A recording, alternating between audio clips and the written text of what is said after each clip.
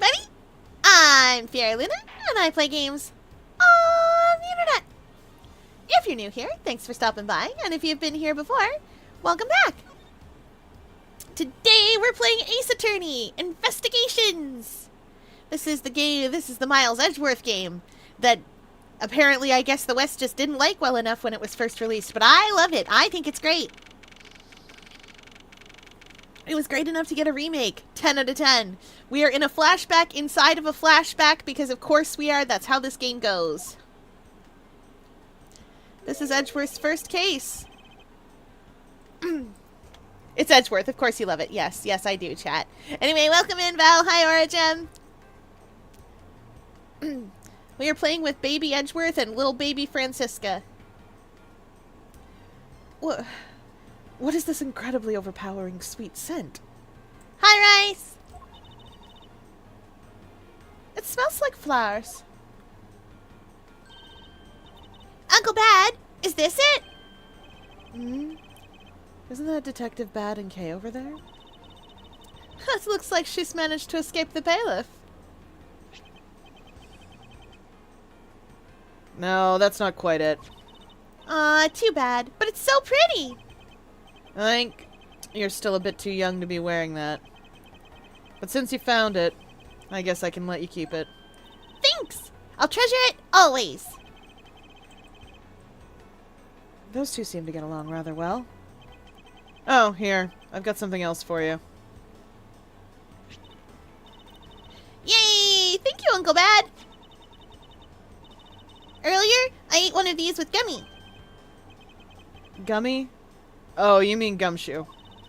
Gummy is... He was trying to be nice to me because I was gonna get in trouble. And then he got in trouble because he lied to protect me. Gummy. I know he didn't kill Daddy. Don't cry. Faraday would be sad if he saw you crying. I'm not crying. Okay. Oh, it's the mister from before and the lady too. Don't you think it would be a good idea to go home for the time being? You're not involved in the investigation, so it's for the best if you do. Actually, I'm Uncle Bad's assistant, so I'm related to the investigation. Not I, said the fox. I think the fox says yip, yip, yip, yip, yip, yip, yip, etc. Pretty sure we have it on good authority. Kay is trying her best.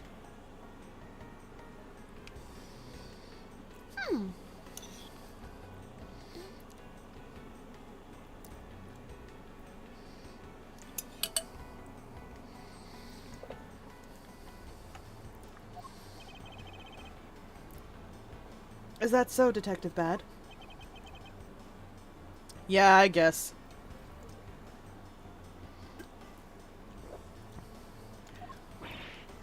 What? You were just scolding us like kids to not mess up the crime scene. And now you let this child run free? Why? People are free to investigate things outside of the actual crime scene. You also had a few things she wanted to look into.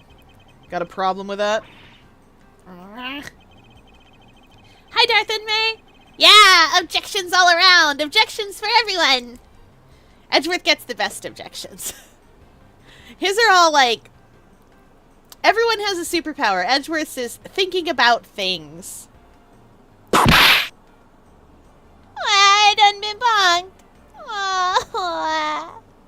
Whoa. Okay, I'm better now. Can I have a good objection? I bet you would.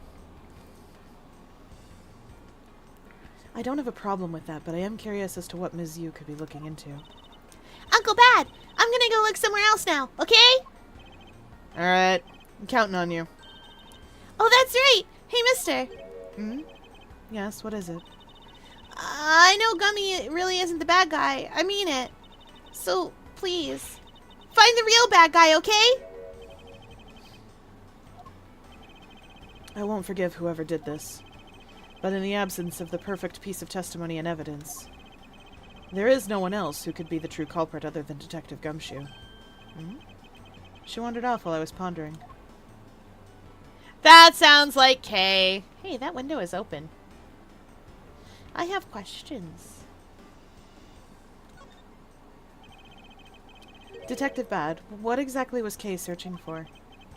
Nothing that concerns you, boy. Oh? And I suppose it has something to do with Kay. It does, because she's Faraday's daughter. Anyway, hurry up and get to the point. I don't have time to waste. It sounds like you'd rather be left alone. I have something I'd like to confirm with you once again. I don't have anything to say to you. Be that as it may, we still have questions that we need answers to. Now then, first of all, what is the overpowering smell that is permeating this room? Upon entering this room, I thought I was going to suffocate. It's that ultra-strong perfume Yu wears. She spilled some of it. I was having a bad time of it myself. I didn't think twice and opened the window, but that smell's still here. Perfume, huh? So the sweet scent in the air is perfume. Well, it's giving off quite a stench. I bet it's some cheap no-name brand. She said. It's a famous brand from overseas. It's a knockoff. Yes, definitely a knockoff. No disrespect, but she forced one of those bottles on me. Here, little girl. You can have it. I was born for a much more expensive and refined perfume. However, seeing as how you just happen to have a spare, I suppose I'll take it. Miles Edgeworth, you will hold on to this bottle without fail. Why can't she ever be honest about her wants? Why can't she ever be honest about her wants? Franziska von Karma, what do you like? Val, you'd be like the best. You'd be like the best witness. You'd be one of those witnesses that gets up there and they'd be like, name an occupation, and you'd be like, And you'd look around the courtroom and be like, And then the lawyers would start bullying you.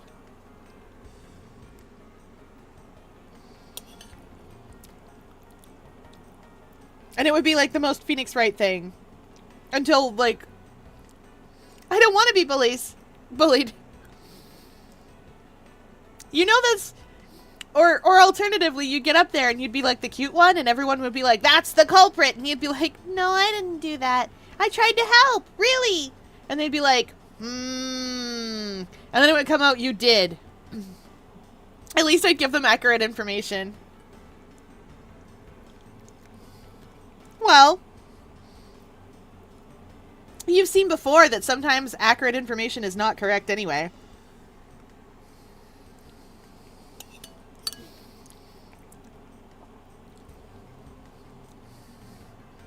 Isn't it true that you're Fierre's mod? Yeah. Then wouldn't you have cause to lie to protect her from this charge? Yeah. Did Fierre eat all those shrimpies? No. I did it, and I'll do it again! Fierre, hush! And that's what would happen.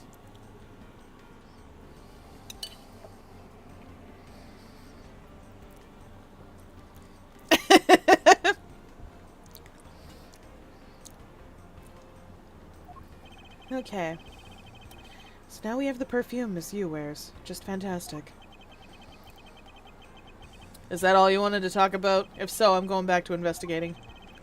Actually, I still have a few other things I wish to inquire about.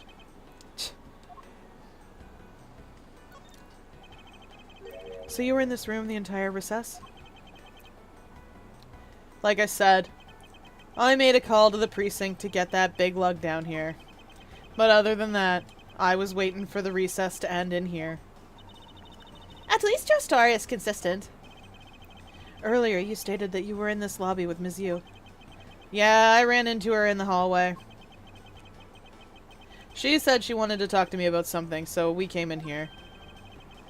Then what you're saying is that until Detective Gumshoe's arrival, you and Miss Yu were in two different locations. Guess I am. Interesting. Speaking of that lawyer, He seems to have a great dislike for you. Oof. Let's see. Ms. Yu is the sister of the victim of the KG-8 incident, and, as I recall, Detective Bad was the lead detective on that case. I wonder if the reason for her disdain isn't simply because you failed to guard Cece, but because you were the lead detective on the case. You knew? I also know that today's trial involving the Cadofian embassy staff member is being referred to as the second KG-8 incident.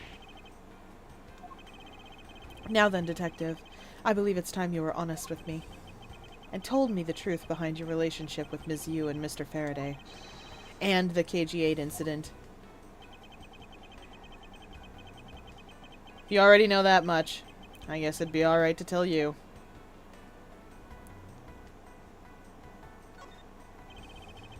Now then, I'd like to ask you a few questions about the KG-8 incident. It's not exactly a happy story. Other than the people who were directly involved, you two will be the first to hear what I'm about to tell. It's been a lollipop the whole time, you guys! The whole time! He hasn't been smoking in a courthouse at all!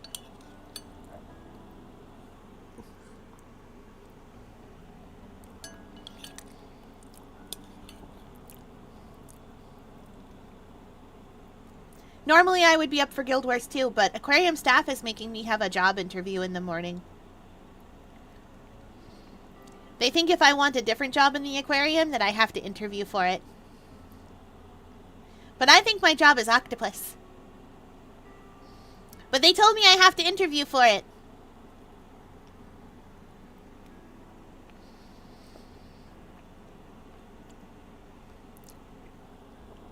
I will tell you if I get the job of octopus.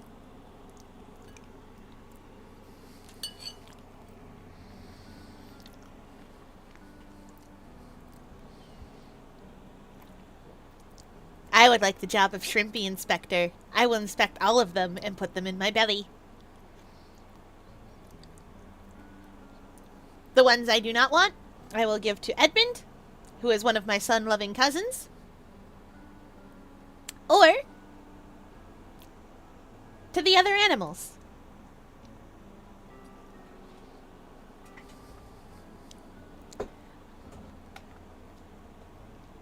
The honest truth behind the KG-8 incident.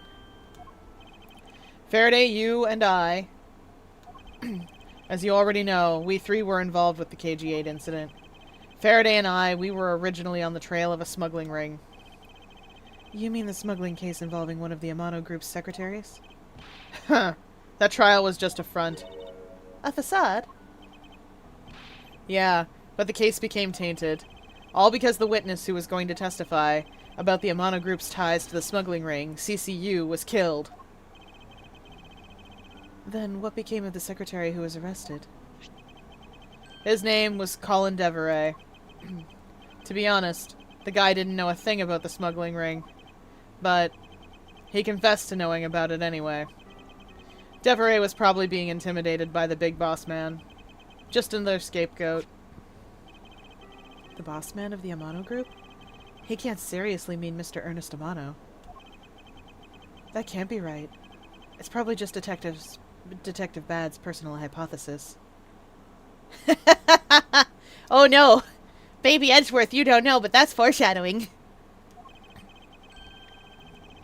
What is he trying to do, suspecting Mr. Amano of being involved with smuggling? Well, okay, more accurately, that's foreshadowing for you. For us, it's just confirming what we already knew. That's foreshadowing for Baby Edgeworth. Wait until you see the rest of your life, sir. I suppose it would have been quite difficult to secure an acquittal after he confessed. But the man who killed CCU, Manny Cochin, was a completely different person. But since he's already been acquitted once of her murder, Mr. Faraday, how could you have let him go? If I remember correctly, I heard that Mr. Faraday had an important piece of evidence stolen from him. That wasn't Faraday's fault. It was mine. I wasn't vigilant enough. Faraday, Cece, I was supposed to protect them both. Mizuyu did mention that as well. About how Detective Bad was supposed to guard her sister. But even I, who was supposed to protect them, I fell into their trap. What kind of trap? The holes in this jacket are a testament to that trap. You mean... you were fired upon? You were shot that many times in one gunfight? No. Only about half of these are from that case. But the reason I continue to wear this jacket is to remind myself of the lessons I learned from the KG-8 incident. I see. What did your sister make? What was it? Is it good? Is it tasty? Is it food? Is it a cat? Like, made of yarn. Peppermint sugar cookies! Oh, it is getting about that time of year. We don't celebrate, we don't decorate too much for the holiday, for the holiday season until after Remembrance Day. But then... oh, and stir fry! Stir fry you actually like! Congrats! Oh! Oh, welcome in, Kevlish! Oh, and thank you for the subscription! Oh, you guys know the drill with subs. They help the channel grow and all that stuff. There it goes. There goes the... oh, thank you. And welcome in. You guys, like I said, you guys know the drill. Subs help the channel grow. And everything I get from subscriptions goes back into stuff for the channel. All sorts of fun things.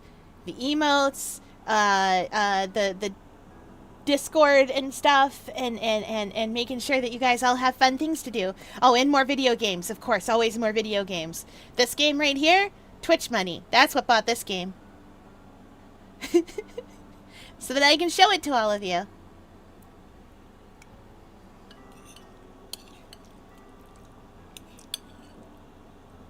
Right now, that's going into Switch too.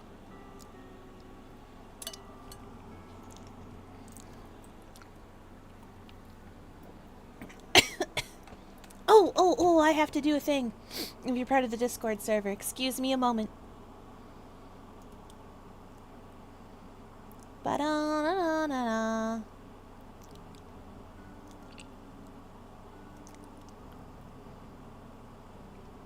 If I haven't done it already. Ba-ba. Oh, I have done it already. Amazing, I'm a wizard. Yay! Or maybe I programmed something to do it. Whatever, I don't care. We're doing the thing. Anyway, thank you. Yeah. I couldn't protect CCU, and the suspect was found not guilty. We had hit a brick wall, as far as the law was concerned. And that's when she came to the courtroom. The victim's sister. That's when I first met Callisto Yu.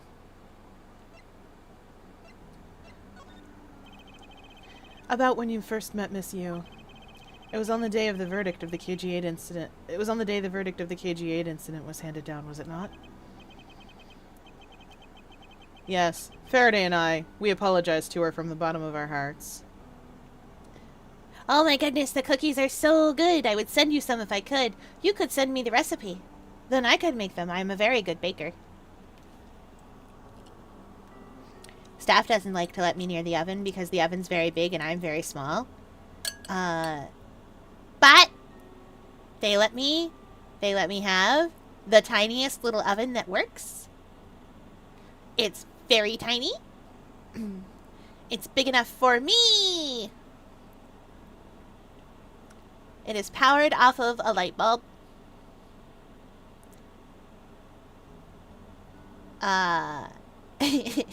And it is magic.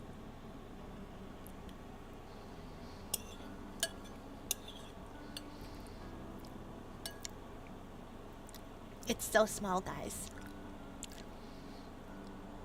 Sometimes, if staff is feeling particularly generous, they let me work the big oven. In that they work the big oven for me.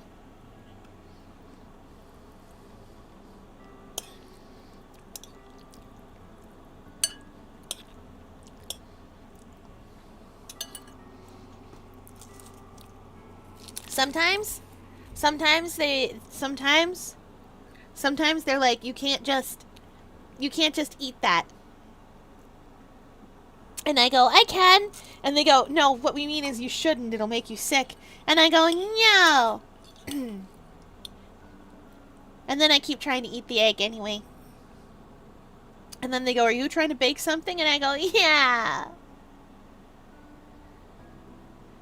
And then they do what I asked them to and make a cake or cookies.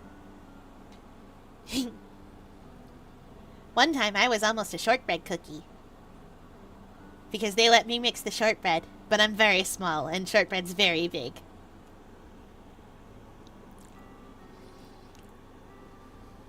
Mmm.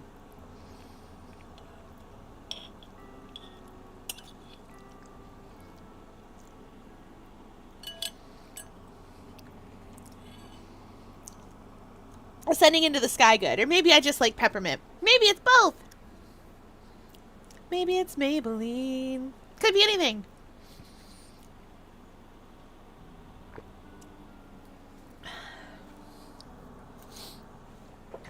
Oh, Reliant K, you've given me so many songs that I wish I didn't know because they're so catchy.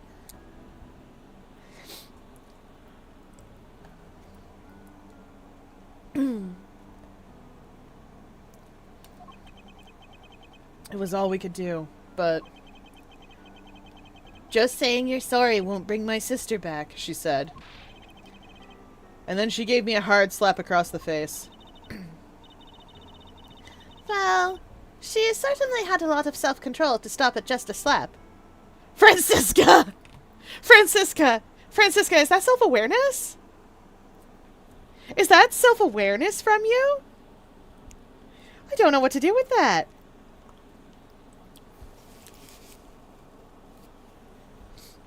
What do we do with... What do we do with self-aware Francisca? Nothing. We carry on. If it was me, not even 100 lashes would have been punishment enough. I suppose not. You said it herself. That she never wanted to see either of us ever again. But after that, you've seen her many times over, correct? Yeah. Faraday and I, even after the KG-8 incident had come to a close, we continued to hunt down the smuggling ring and got involved in a variety of cases. But it was no use. We cracked so many different cases. But the result was always the same. We couldn't find the real mastermind behind the ring. Is this ring really that big? It was in pursuit of that ring that we met you once again. It was during another trial, related to the smuggling ring.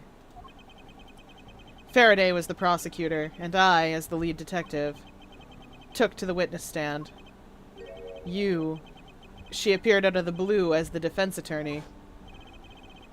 Her client was related to the smuggling ring. Oh, her client was related to the smuggling ring and she was defending them? Yeah. You was pursuing the ring as best she could as a lawyer. I think she defended Rel this time, for the same reason. Come to think of it, Ms. Yu did say something to the same effect. I have my own agenda. I'm still on the hunt for leads regarding the KG-8 incident, alright?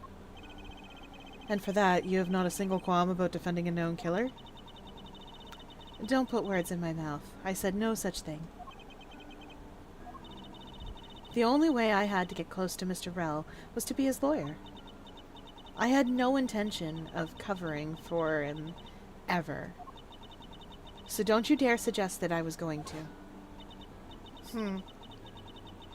It doesn't matter what her reason is. Helping a criminal is just despicable. You're so naive, little girl. I could have stolen this lollipop from you. That's how naive you are. How dare you insult the daughter of Von Karma? Just like us, you felt that she had hit the limit of what the law could do. That's all. The law is merely a tool. There is no limit to it, only the skill of the craftsman. You two are still too young. But one day you'll know what I mean. But enough sidetracking. What matters is that we met you again, in pursuit of the smuggling ring. That's all. So what was your relation to Mr. Faraday? You even seem to know Kay fairly well. I met him when he was a rookie prosecutor. Known him ever since. And Kay, I've known her since the day she was born. Aww. Faraday and I, we cracked quite a few cases together. There's fan fiction potential here, y'all.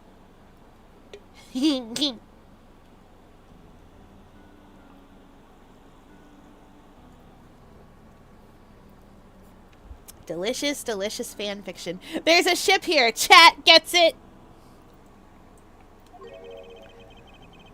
Welcome in, Raymond. We're playing Ace Attorney Investigations tonight. We're gonna solve crimes, probably. I think we're near the end of solving this crime. But you two seem to have made no progress at all in the Yatagrasu case. Did we touch a nerve? Huh. I only have one thing to say to you.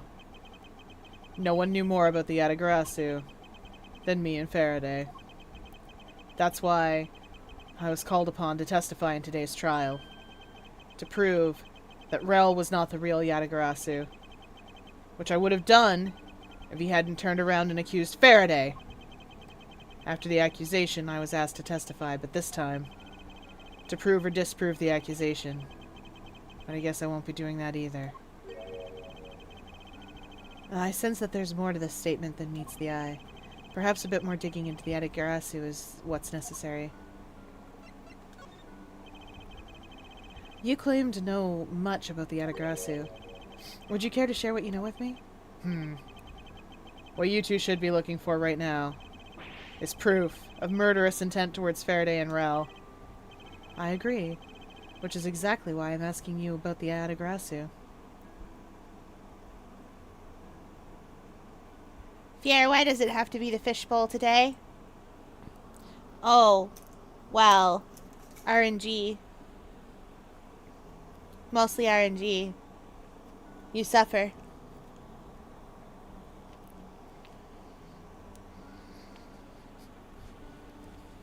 Anyway, staff also let me have bao buns with my rice.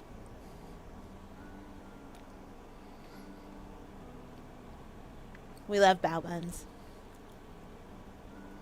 Yeah.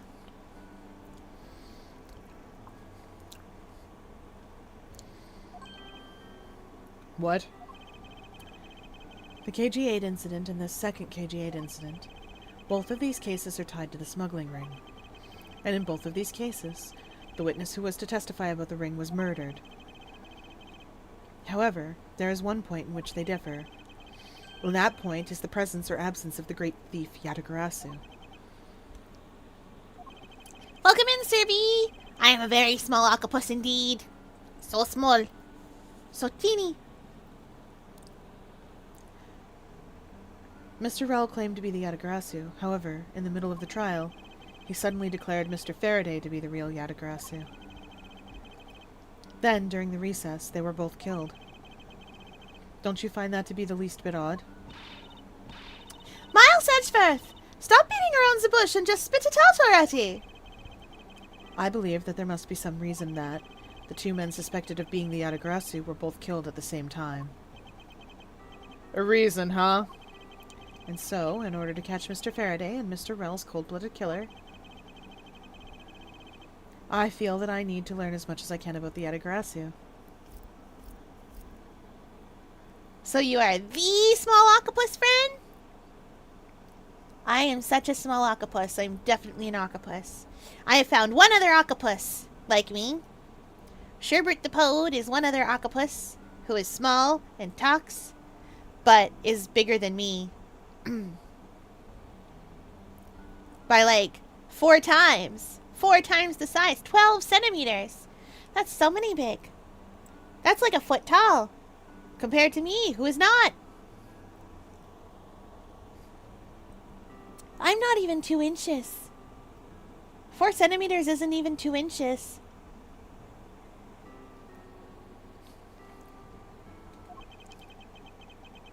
If it'll help you solve this case, then I'll tell you. I'll tell you the reason why we've never caught the Yatagarasu. What was this sudden outburst for? You almost made me whip you by accident. No. Still accidentally whipped me anyway. There are 3 main reasons why the Yatagarasu will always be 1 step ahead. First, the Yatagarasu always knows the exact location of the target object. Second, the Yatagarasu always knows exactly how to disarm the security system. Third, the Yatagarasu doesn't leave a single shred of evidence behind, ever. I see. So those are the Yatagarasu's special traits. Sounds like an incredibly elusive thief. The Yatagarasu has never been caught on tape, never tries to draw anyone's attention, and would never do something as lowbrow as commit murder. What's happening? Detective Bad is telling us the truth, the whole truth, and nothing but the truth. Immediately, he's still only telling us part of the truth. There is a whole truth that he could tell us, but he hasn't yet.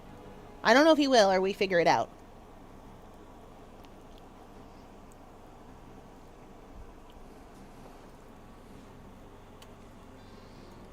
I think I know who the murderer is.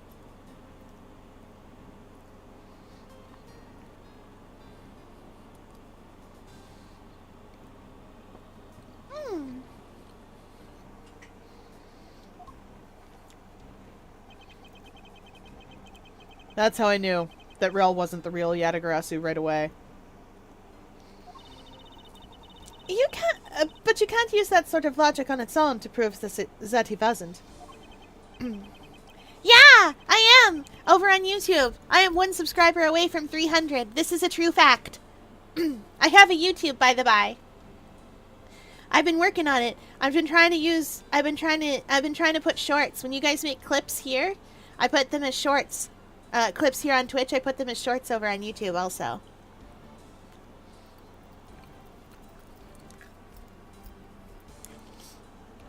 Because I think it's fun and exciting. And you guys always find the silliest thing to clip, like the button jar. I should put the button jar. Oh my good golly. I figured it out! I figured it out, you guys! No, not that. No! Not be put in the button jar! Staff is also shaking the button jar.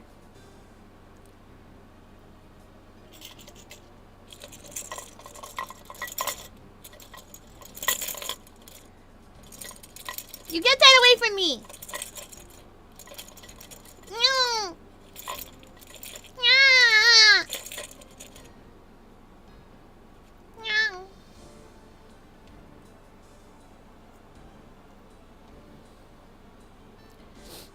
It's fine. I am not in the button jar. They were doing that to tease me.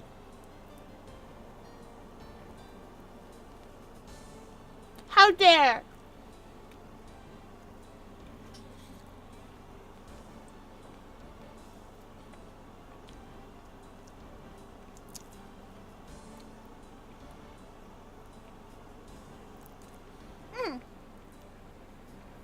Okay.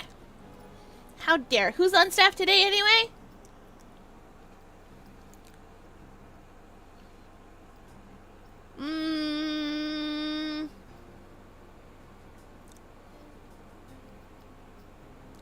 I've been told, don't you dare.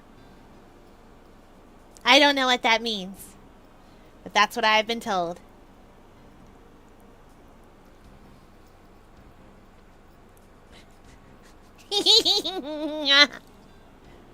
I have been told, don't you dare, and stop perceiving me. Why are you like this?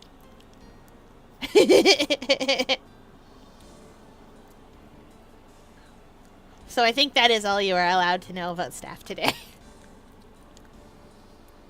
Stop shaking the jar!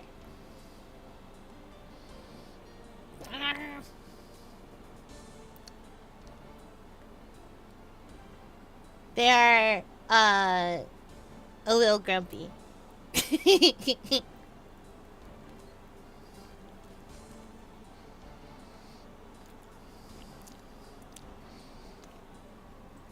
You'll see, you'll see.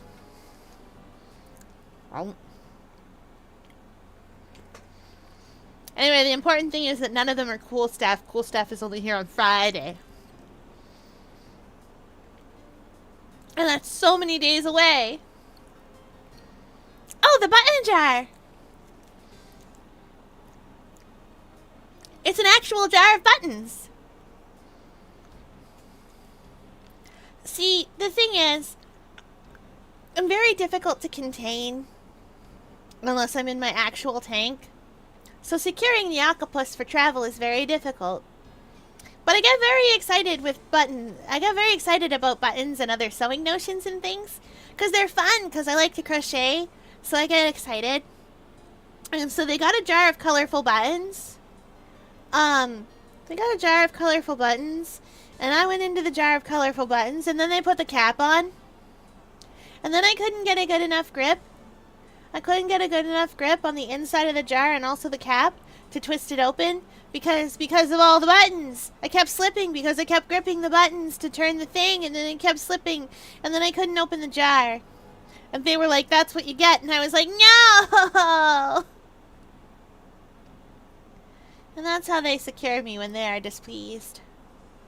Anyway, I gave it to Twitch as an emote so that they could shake the button jar. I'll make a short out of it for YouTube. YouTube can see the button jar incident. Yeah, that emote!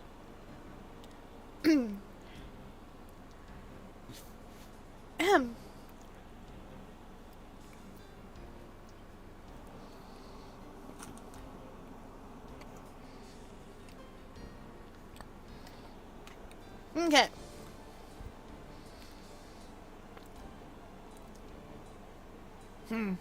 Listen, little girl. I'm not done talking yet.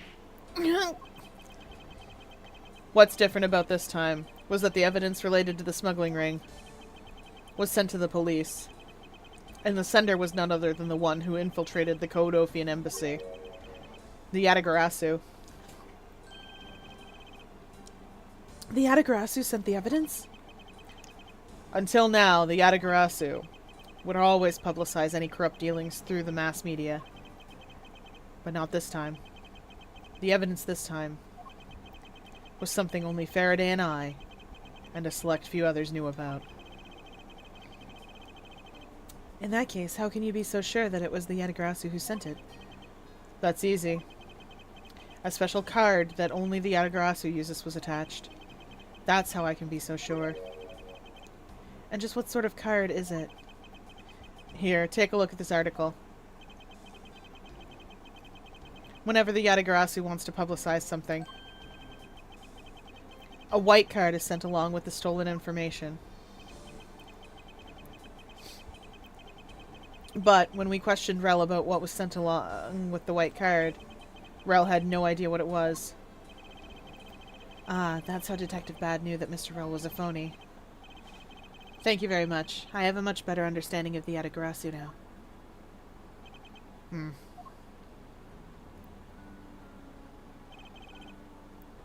Excuse me, Mr. Edgeworth?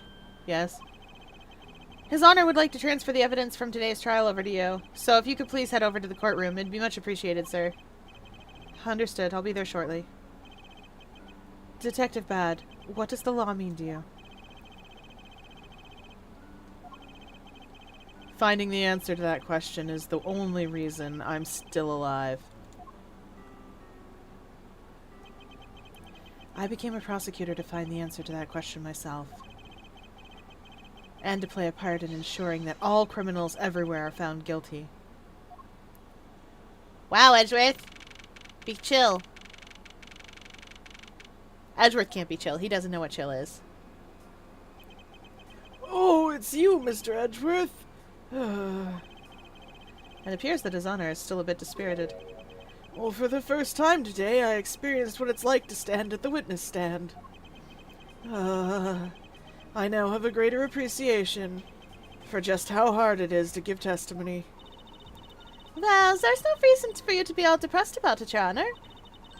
course, a judge. No one expects you to think about anything other than the verdict. Francisca, there's no need to further depress his honor. But I'm not trying to, Miles.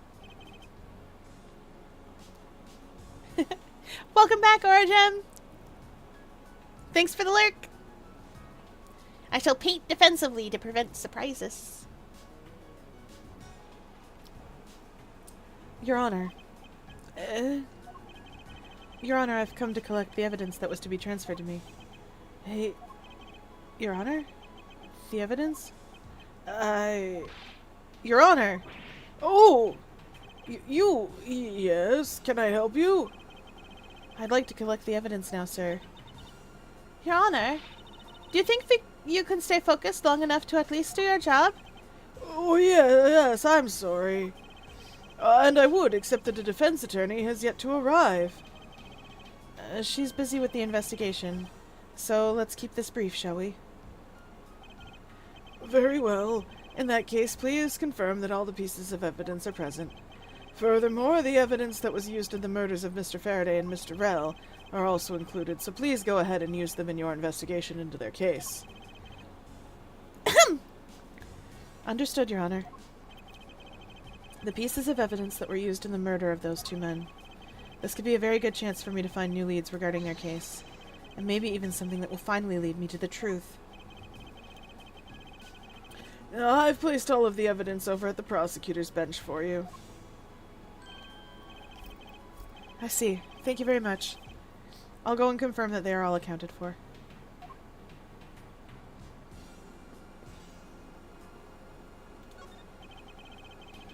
So this is the evidence related to today's Cadofian Embassy trial from Mr. Faraday's bag. You mean the evidence bag that was on the table in lobby number 2, right?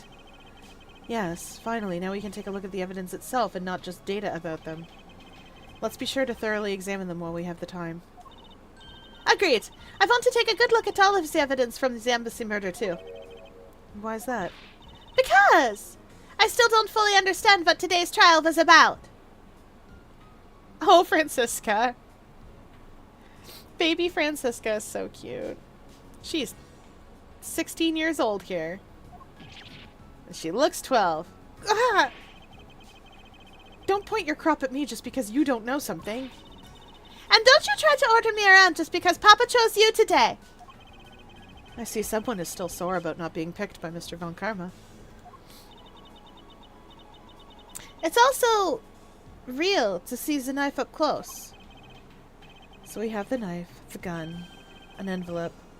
And what's this organizer doing here? Oh, that's right. I completely forgot to tell you. About what, Your Honor? They found Mr. Faraday's personal organizer inside the evidence bag of his. Detective Bad requested it be passed along to you. He said it would help the investigation. Detective Bad said that? What a strange stroke of luck. Well, never look a gift horse in the mouth. We might as well flip through it, too.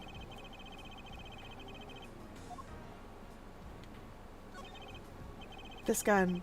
It was originally used to kill the Cadofian embassy staff member. When the crime was reported, the responding police found Mr. Rell still holding it, which led to his immediate arrest. And then, this gun took the original shooter's life. How ironic. Indeed. Nothing else we can learn from that? It's the knife that was used to kill Mr. Faraday. Who would have thought that such a beautiful piece of art could be used for such a cruel act?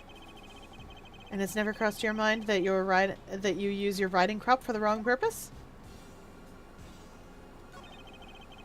I took a quick look through these documents before the trial started. Oh. I took a quick look through these documents before the trial started. Well, I wasn't even afforded the opportunity to skim it. I suppose I should explain it to you then. Yes, you should. Perfectly and in its entirety, if you please. On the night of September 8th, an embassy staff member was killed in front of the embassy. The staff member died of shock due to being shot in the heart. Mac Rell was brought in that night as a suspect and thoroughly questioned, because the murder weapon was found on him, for which he was arrested on the spot. A simpleton of a man. That's what he was. Perhaps he was, for the weapon wasn't the only incriminating evidence he had. Mr. Rell was caught in the act on film by a security camera. He was an even bigger simpleton than I'd thought. I can't believe he didn't notice a security camera.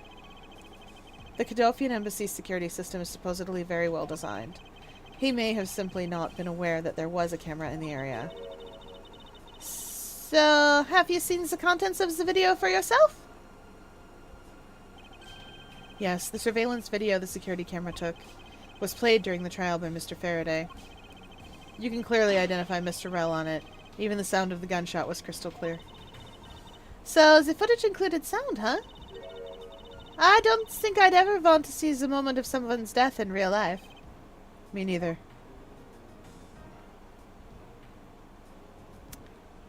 Sure hope you don't, Edgeworth, and I'm sorry. He's already seen the death of someone in real life. He was 5 years old. Baby. Oh, maybe he was a little older than 5, but he was very small. I think he was 5. Because he used to go to school with Phoenix. I saw you sharing custody over Glisten.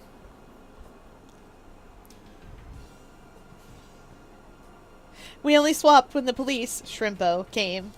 Delightful. For those of you wondering, I do not play this game that Val is excited about, but I know so much about it accidentally. Mr. Faraday's organizer. It appears he was in the habit of using it. It looks like he wrote a strategy for getting Mr. Rell convicted down here. I've collected the evidence I need to prove that Rell was the killer. Between the handgun Rell had on him when he was arrested and the surveillance tape, I should be able to prove that he was the one. It appears that Mr. Faraday honestly believed that Mr. Rell was the killer in this case.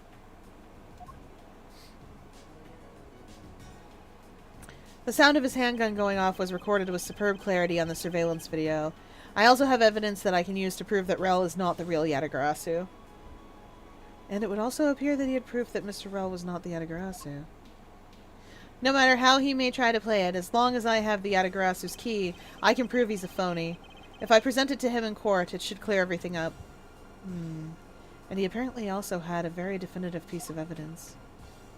It's been a long battle. I hope that this will finally bring it to an end. Yes, I believe that Mr. Faraday was well prepared to discredit any claim Mr. Rell may have made about being the real Yatagarasu. And he had a way to prove that Mr. Rell was the guilty party in the embassy murder. This organizer is a clue straight from Mr. Faraday. I'll have to take my time and give it a thorough read later. Look! Oh. There's a picture stuck between these pages here. It appears to be a key. And a rather ornate one at that. Just look at the design on the handle. The craftsmanship is superb. Could this be the Yatagarasu's key Mr. Faraday mentioned in his organizer? The Yatagarasu's key? Detective Bad said something earlier. What's different about this time was that evidence related to the smuggling ring was sent to the police. And the sender was none other than the one who had infiltrated the Cadofian embassy. The Yatagarasu. The Yatagarasu sent the evidence? Until now, the Yatagarasu would always publicize any corrupt dealings through the mass media. But not this time. The evidence this time was something only Faraday and I, and a select few others knew about. Mr. Faraday must have been trying to keep the secret key safe. As the prosecutor on both the Yatagarasu and smuggling ring cases, that's to be expected. For a minute I thought it had the same design as the knife's handle. That's odd. What is it? Mr. Faraday didn't mention anything about the knife in his organizer. Wait a minute. That certainly is odd. The weapon that was used to kill the Cadofian embassy staff member was a gun. Body bang. Jump scared by my alerts. We hydrate as chat demands.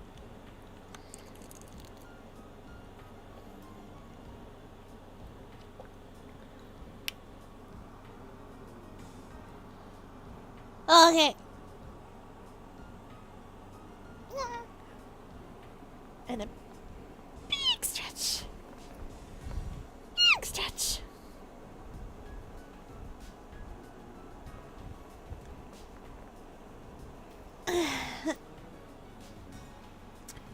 What will we do for a body break? We need to wiggle.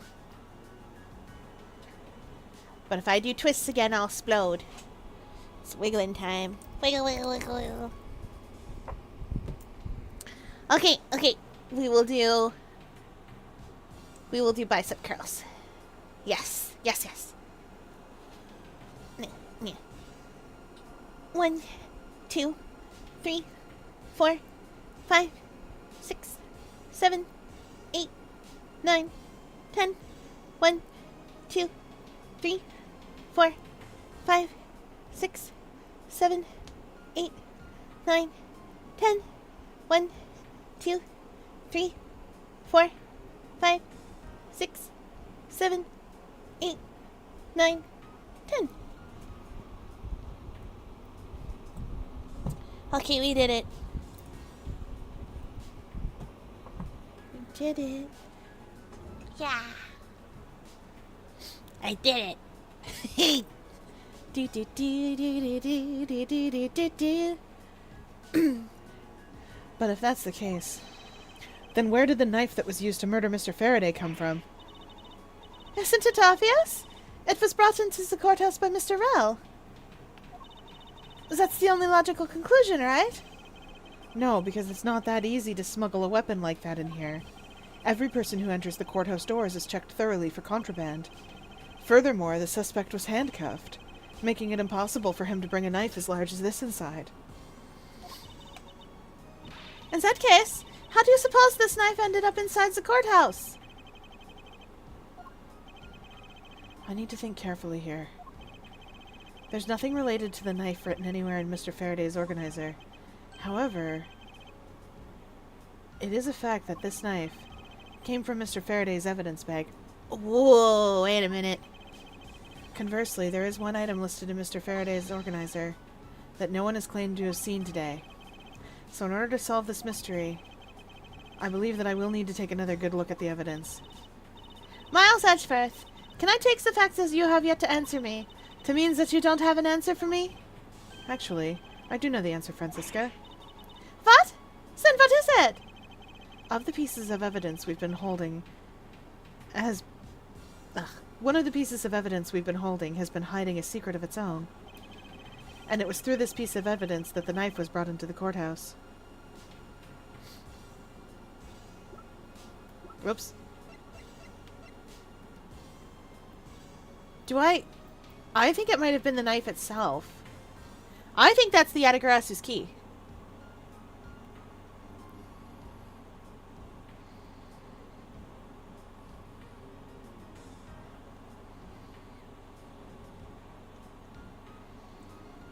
I think that's it. But wait, do I present the knife or do I present the key, the picture of the key?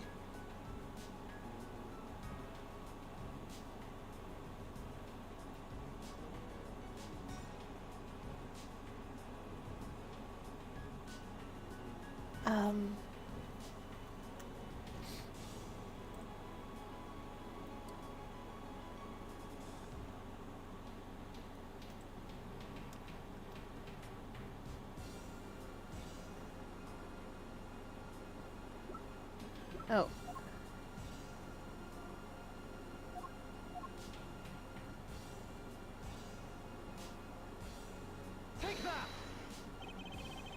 This Yatagarasu's key Mr. Faraday mentions in his organizer. This is how the knife was brought into the courthouse. Okay, yeah, okay, I'm not crazy. You're not making any sense, Miles Edgeworth. You just need to look at it a bit closer, Francisca, to see what I mean. Don't the color and ornamentation of the key's handle remind you of anything? They do remind me of the knife. Very good. Both the Yatagarasu's key and in this photo of the murderous knife have this very unique design on their handles. Furthermore, even though Mr. Faraday mentions the Yatagarasu's key, the only object we found at the crime scene was the knife. You don't seriously mean to say is that... It appears that you finally caught up. And yes, I do mean to say that the two pieces are in fact one and the same. But that's impossible! Even if that is what you believe, we should still investigate the possibility. Now then, let us examine this knife in a little more detail. Hey! Why, if that's not a switch at the bottom, I'll be much displeased. I can't believe it turned into a key. To think there was some trick to this thing. So the weapon used to murder Mr. Faraday was actually the key the Yatagarasu stole. This piece of information is more critical than anything we've learned up until now. Frankly, I'm shocked. Mr. Faraday only mentioned the key aspect of this piece of evidence in his organizer. It's possible that even he had no idea the key was hiding a blade inside. But if that's true, then only someone who knew about the key to knife trick could have killed Mr. Faraday. Even among law enforcement, this key was top secret. We're looking for someone who knew even more about the key than even Mr. Faraday, meaning that the only person it could be is the one who sent the key in the first place. The great thief Yatagarasu. Then maybe Mr. Rel really was the Yatagarasu, and he was the one who killed Mr. Faraday. Isn't that one possible scenario? No, not really. Especially since Mr. Faraday was absolutely convinced that Mr. Rel was not the Yatagarasu. Besides, as Detective Bad said earlier. But when we questioned Rel about what was sent along with the white card, Rel had no idea what it was. I see. Alright then. I guess the person who knows the trick behind this key is someone else, and that person is the real Yatagarasu. It seems that this key is truly the key to solving this case.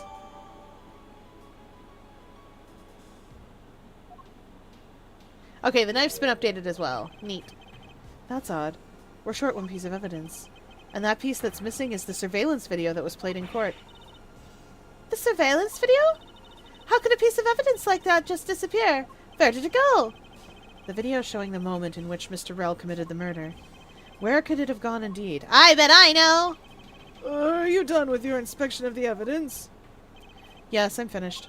However, Your Honor, I'm missing a single piece of prosecutorial evidence.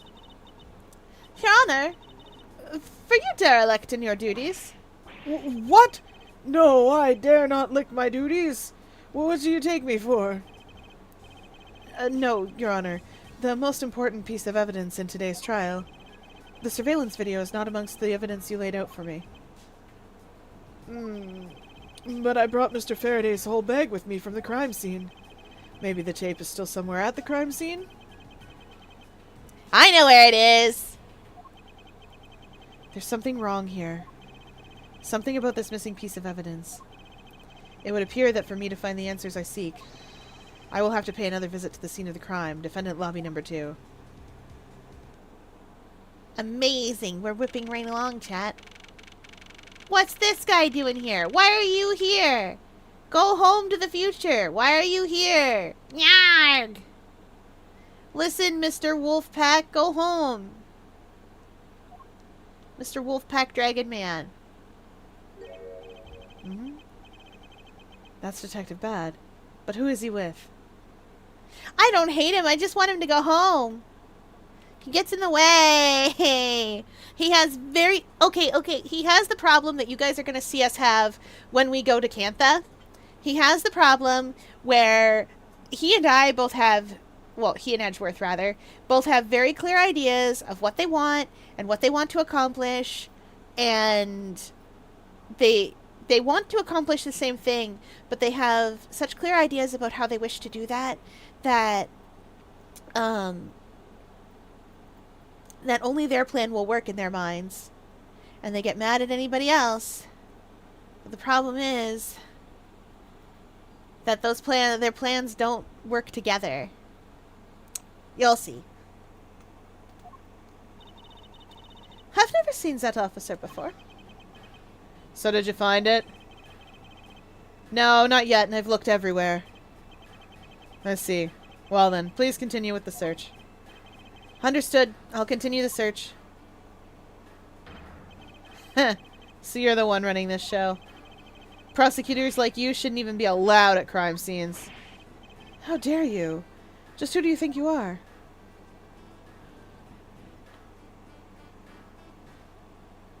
I want to open that window. What was that all about? And who was that man just now? Whoever he was, I've never seen a more impudent officer in my life.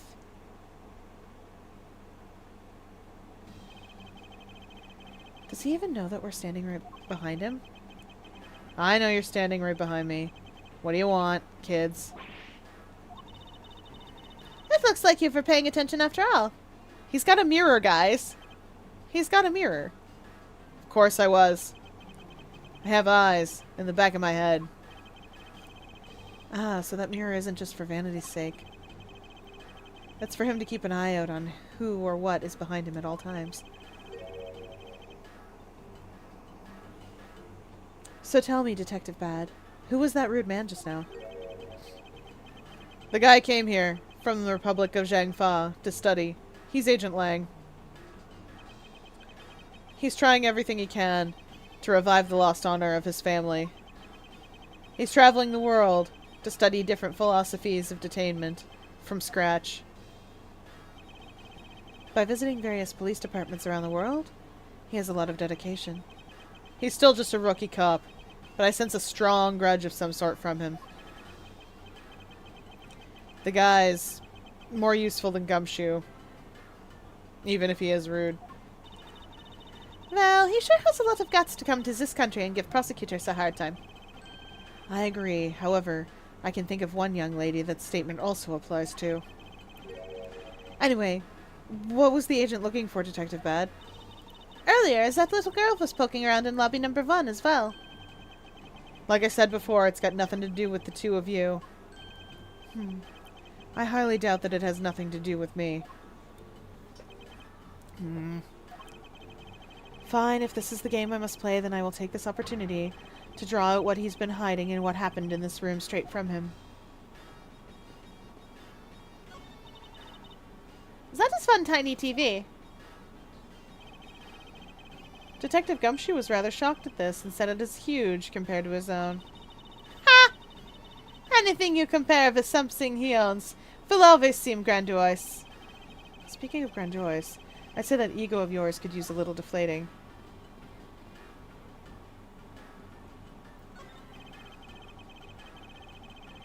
I suppose it's impossible to enter or exit through these windows thanks to the bars. I suppose you're right. Actually, that's not true. I bet a person of small stature could slip in. Francisca, would you care to help me test my theory?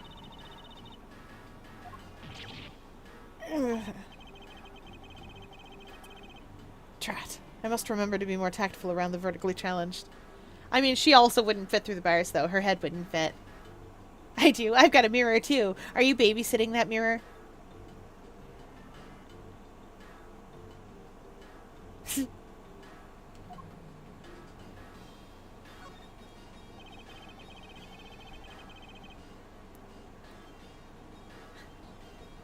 Earlier, you were in lobby number 1, and now you're here in lobby number 2. You're quite the busy man, Detective Bad. Multiple returns to a crime scene brings about success.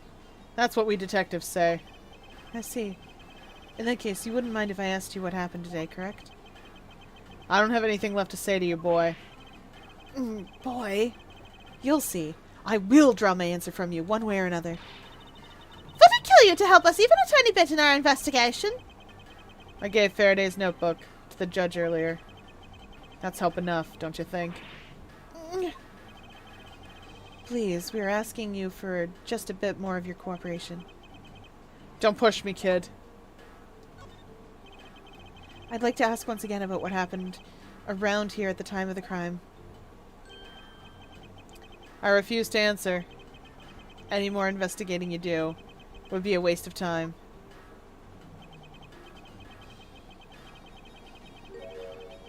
Besides, how am I supposed to answer questions about things I don't know about?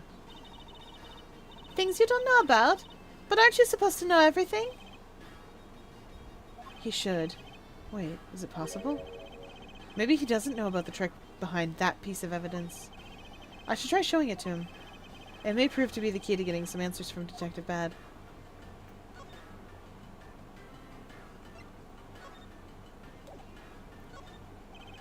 Detective Bad, did you know of the existence of the item in this photograph? Huh. Of course I did. It's my job to know everything related to the Yatagarasu case. In that case, let me ask you something. Did you know that the knife that killed Mr. Faraday and this Yatagarasu's key are one and the same? What? That's impossible! It looks like you didn't know after all. This piece of evidence, which we call the Yatagarasu's key, is actually a well-camouflaged knife. Mr. Faraday was planning to use this Yatagarasu's key to prove that Mr. Rel was not the real Yatagarasu. Isn't that correct? I guess so. However, Mr. Faraday had no idea that it was, in fact, a knife.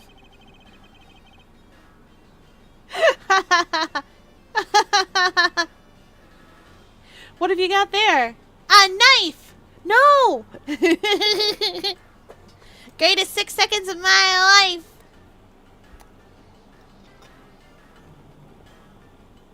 I did it for the vine. And if neither of us knew, then no one in law enforcement knew either. How did we miss something as big as this? I noticed that since a little while ago you appear to be searching for something. I presume that this key is what you were searching for. Yeah, that's right. And why were you searching for it? Because I promised Faraday. I promised that I'd protect that key with my life. But after he was killed, the key disappeared from Faraday's evidence bag. Who would have thought that the key is what took Faraday's life? Detective Bad, so that we may find the truth, please testify for me once more. I low-key love how I drew you in that little mini comic. What you got there? A soda! That's a different vine that I also love. Alright. But it doesn't matter how many times I tell you about what happened. Nothing will change.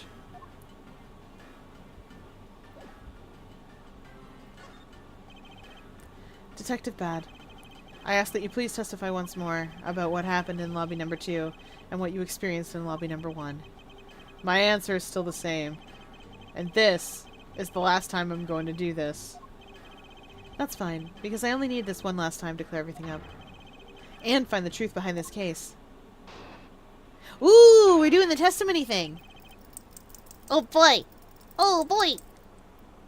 Oh, in case you're wondering what's going on, why you hear clink, clink, clink sometimes. That is because staff gave me rings so that when I shake around, you can hear them. And also me. And also, if I want to go places, I take them off. I leave them in the aquarium. I leave them in the water, and then staff is like, "Where you going without those?" And I go, "I don't need them." And they go, "Yeah, we know, but you look cute in them." And I go, "I know. Bye." And then I try to scoot away, and then they catch me. I do like them. They're not crowns, though. Staff hasn't given me a crown yet. I was in lobby number 1, talking with you. We were talking about some trivial things. I heard the gunshot right before the trial was about to reconvene. Then we heard it. When we heard it, you and I immediately dashed into the hallway together. I saw Gumshoe goofing around there, and then we all ran into lobby number 2.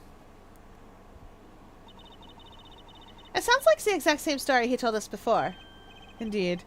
However, I feel that we have yet to draw out all the information that we can.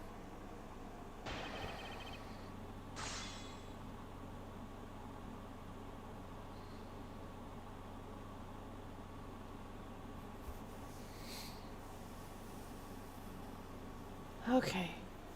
But weren't there 2 gunshots? Or the balloon popping, rather. I was in lobby number 1 talking with you. We don't... I want to know what trivial things. I was hoping you could expand on what exactly you were discussing with Ms. Yu. Trivial stuff. It was nothing important. That's for me to decide. Alright, I suppose that's for him to decide. Moving on, then.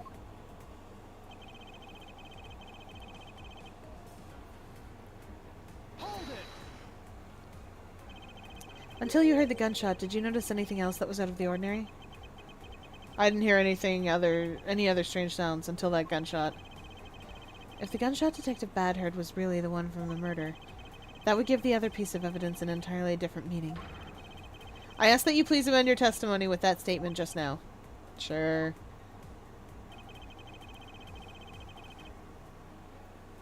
Oh boy.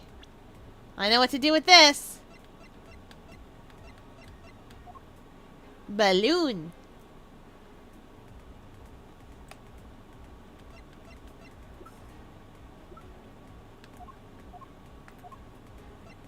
Balloon.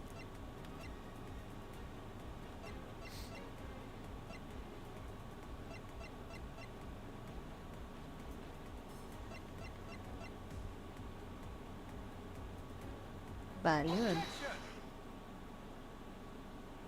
We're doing the thing! Detective Bad, does this balloon fragment remind you of anything? It's the same color as the one Kay was holding. Oh? So you knew about that girl's balloon? Yeah, I was sitting with her up in the gallery. During the recess, just before we split up, I filled that balloon up for her. Well, as you may have already surmised, this piece did indeed come from Kay's balloon. So, what about the balloon? I wonder if you might remember hearing this balloon pop at some point. What are you getting at? This fragment was found in the hallway right in front of lobby number 2. Furthermore, it was the sound of this balloon popping that the judge mistook for a gunshot. Oh? So the sound that the judge heard was not actually a gunshot, huh? On top of that, His Honor said that he heard a balloon pop. About 20 minutes before the trial was to reconvene. Yes, which means that His Honor heard the balloon pop in the hallway when you were in lobby number 1, Detective Bad. And if you were in lobby number 1 at that time, you were close enough that you should have heard the balloon popping as well. So... Don't give me so! It just proves there is a flaw in your testimony.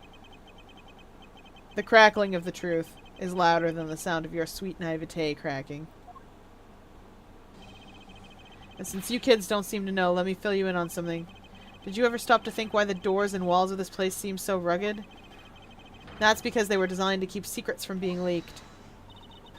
But what is that supposed to mean? The doors and walls are super thick. The window panes are double layered. To top it all off, even the curtains are made of special sound-absorbing material. Neat! Then, you mean... I wish I had special sound-absorbing material. I would use it to absorb sounds. I don't know what you would do with them after you absorb them. But that's what I would do with it. Since I was shut up in lobby number 1, there was no way I could have heard that sound. No! I knew that's what he was going to say. Since that means that Scruffface's testimony is completely useless. If the rooms are soundproof, then of course he wouldn't hear any sign of a struggle. Yo! That's also why it's only natural that I didn't hear the balloon popping. Now, do you get it, kids? Miles! I thought we were supposed to be the ones finding flaws in his logic. Not the other way around. The other way around? It's not possible to hear the sound of balloon popping if one were in lobby 1. However, if we examine the situation in reverse, a person standing in the hallway should not be able to hear the real gunshot either. And yet Detective Gumshoe claims to have heard it while he was standing in the hallway. Detective Bad, if that is the case, how exactly did you hear the gunshot? What do you mean, how? I just did. It would appear that you have yet to realize the contradiction in your own words. Oh? How so? If the rooms are all as soundproof as you say they are, then how did the sound of the gunshot enter your ears? I see what you mean. I guess I'm more out of it from Faraday's murder than I had thought. What should you draw tonight?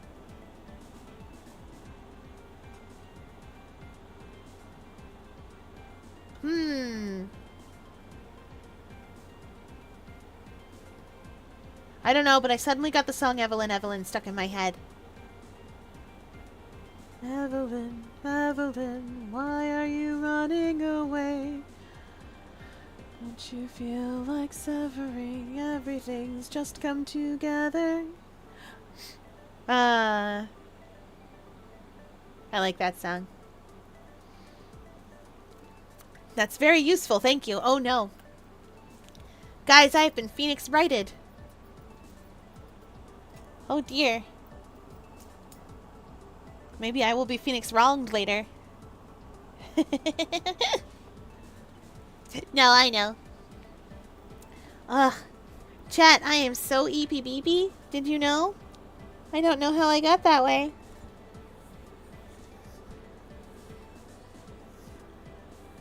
I think it's because I have tomorrow off. And so I am becoming EPBB.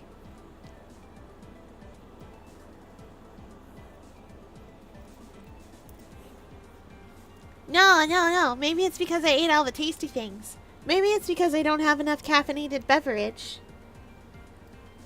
Don't worry, chat. We're gonna solve this mystery.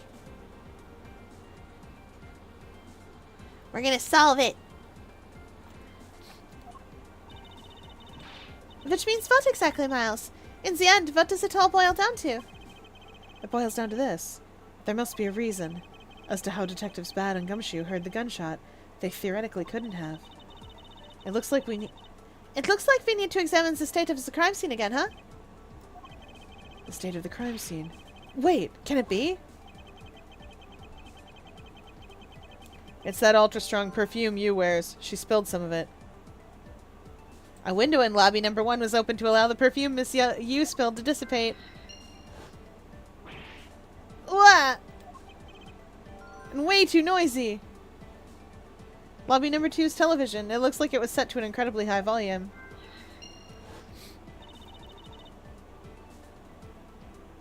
The surveillance video? How could a piece of evidence just disappear? Where did it go? I know where it is! I know where it is! I know where it is! I know where the gunshot came from. Let's think it out, Edgeworth. Yes! Yes! Exactly! Exactly! Chat knows what's what. Oh, now we just need to line up our logic.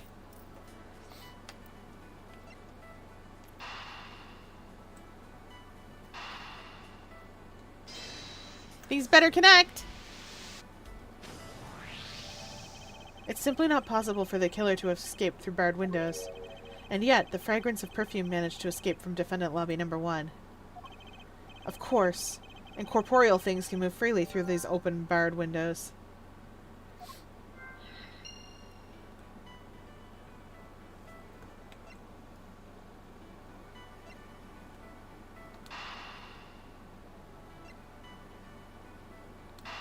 Can I connect these?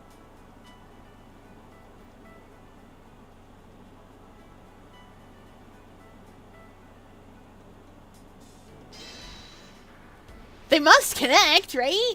Sound is incorporeal. Chat knows what's what. Now then, what else besides a smell can go through both in...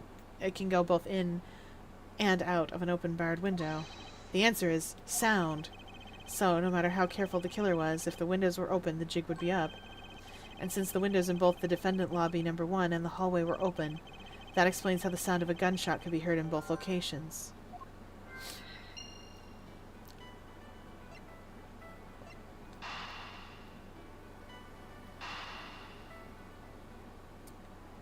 Connect! Connect! The missing piece of evidence is a video that shows the moment in which Mr. Rell killed the embassy staff member. The sound of the gunshot left quite an impression on me when I was played during the trial. The video should have been returned to Mr. Faraday's evidence bag for the recess and brought back here. If it disappeared after that time, then it's possible that the tape is still here in this room. Eureka! The evidence that the missing evidence created for me is the gunshot sound that no one should have been able to hear in the first place. Miles, what have you been thinking about? Stop wasting time thinking and let's start looking again. It's not a waste of time to think, for I've figured out where we should look. And where would that be? I believe we should examine the television. The TV? Well, you kids have fun. Go ahead and examine whatever you like. Yes. Let's go.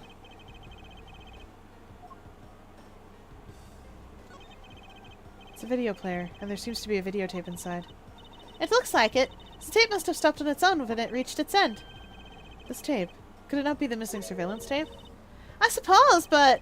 Detective Bad, would it be alright with you if I verified the contents of this video? Sure. Knock yourself out. Alright, then let's rewind and see what we have. Race car! Race car rewinder! Race car rewinder! That's the sound of the race car rewinder!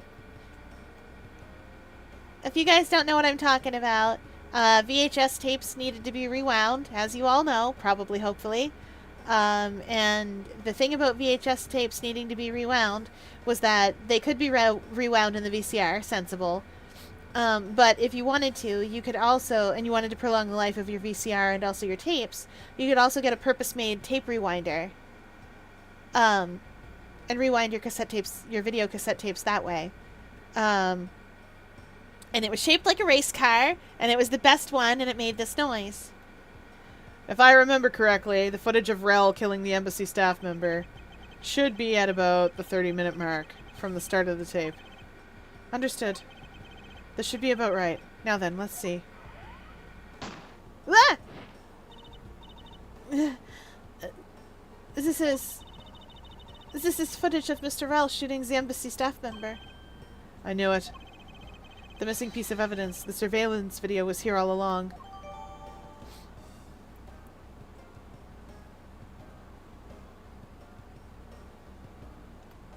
Back when surveillance was kept on actual tapes. This sound. What's the meaning of this? It appears that Detective Bad has figured out the true source of the gunshot he heard. With this, I think we can figure out the trick behind this double murder. Do you mean since you figured it all out, son? Yes. All I have to do now is show what the gunshot Detectives Bad and Gumshoe heard was, and through where they heard it from. Fine. In that case, show me what you've deduced. Now to show what the gunshot Detective Bad and Gumshoe heard was, and through where they heard it from.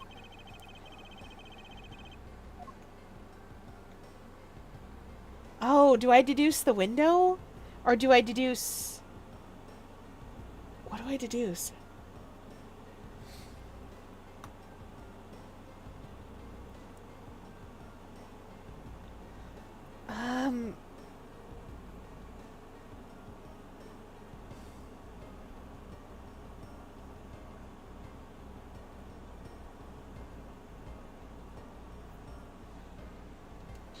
Do I deduce the window? I never remember how to do the deductions. And by that I mean I always forget like which thing I have to... If there's multiple things I can deduce on that are related, I forget which thing I have to deduce about. If the door and windows to the crime scene, namely this room we're in, were closed, and the killer could have used the gun and no one would have been the wiser... Or the killer could have used the gun and no one would have been the wiser. Well, that's true. This courthouse does seem to be well designed for such a thing, as it were. However, what happened in reality was, Detective Gumshoe, Detective Bad, and Ms. Yu, all three of them heard the gunshot. Well, the windows in lobby number 1 and number 2, and the hallway were open. So naturally, the people in those locations could hear it. Ah, but then why would the criminal open the window in the first place? To allow the gunshot to be heard, I suppose. Correct. That's the only logical conclusion we can draw from this. But why was that necessary in the first place? I want a real answer, Miles. I demand satisfaction. Very well. I believe that the killer wanted to manipulate our perception of a certain fact. What was it that the killer wanted to manipulate our perception of? I mean, that should be when the murder took place, right?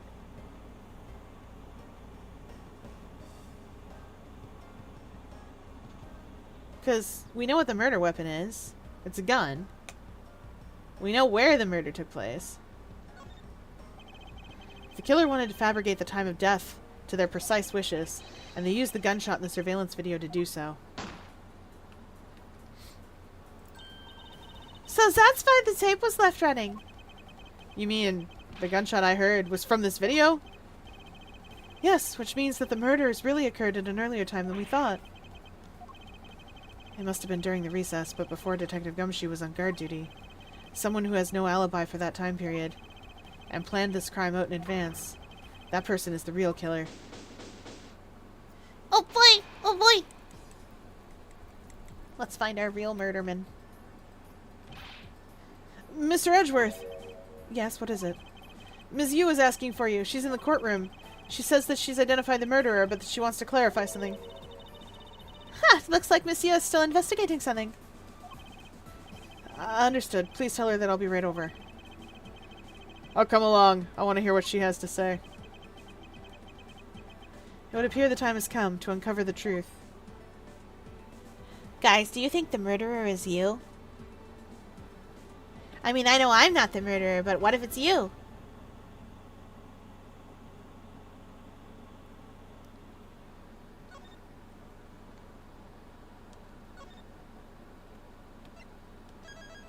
Wait. Oh no, wait, it can be. It can be. It can be you. This is funny to say it this way because it sounds like you. You and you sound the same. I think I'm hilarious.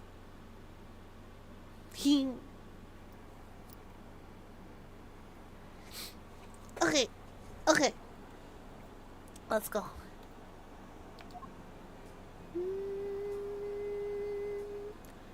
It's the court. It's Kay. Oh, yeah.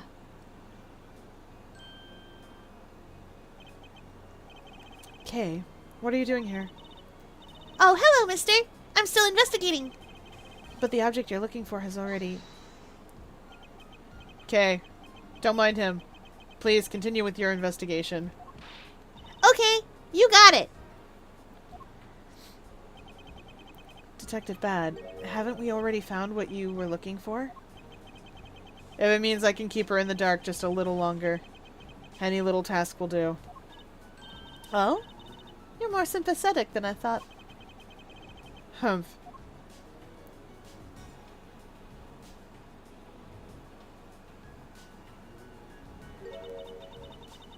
I've been waiting for you, Edgeworth.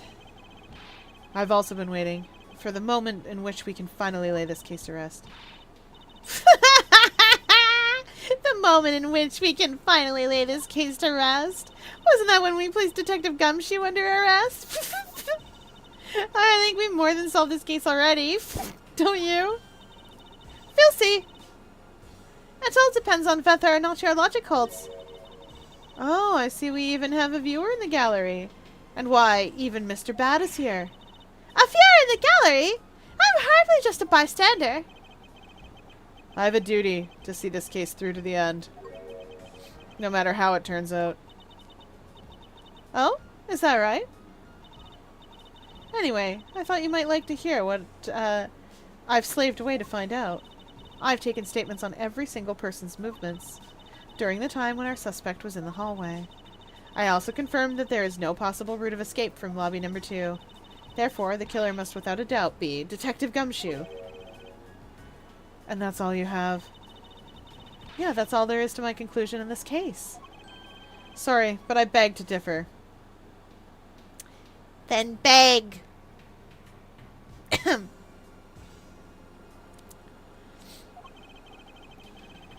This is a joke that has been going around the server a little bit.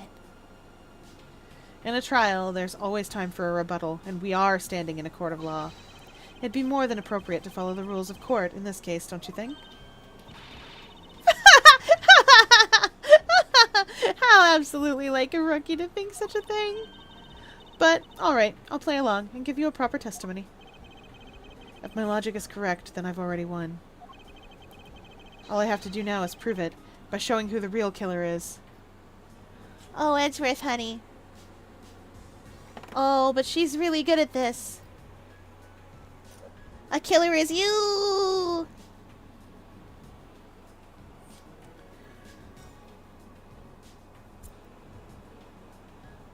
Oh, boy. Aren't we all excited?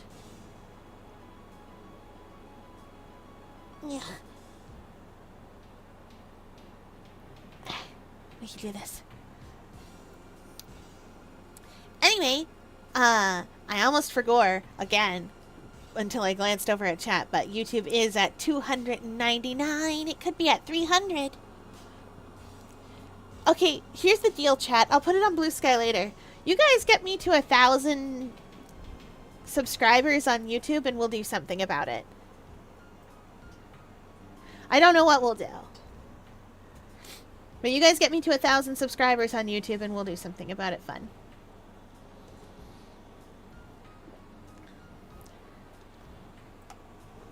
We'll do something here for 500. You know what? We'll have a race.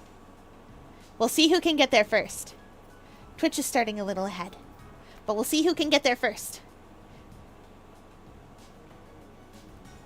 All I have to do now is prove it by showing who the real killer is.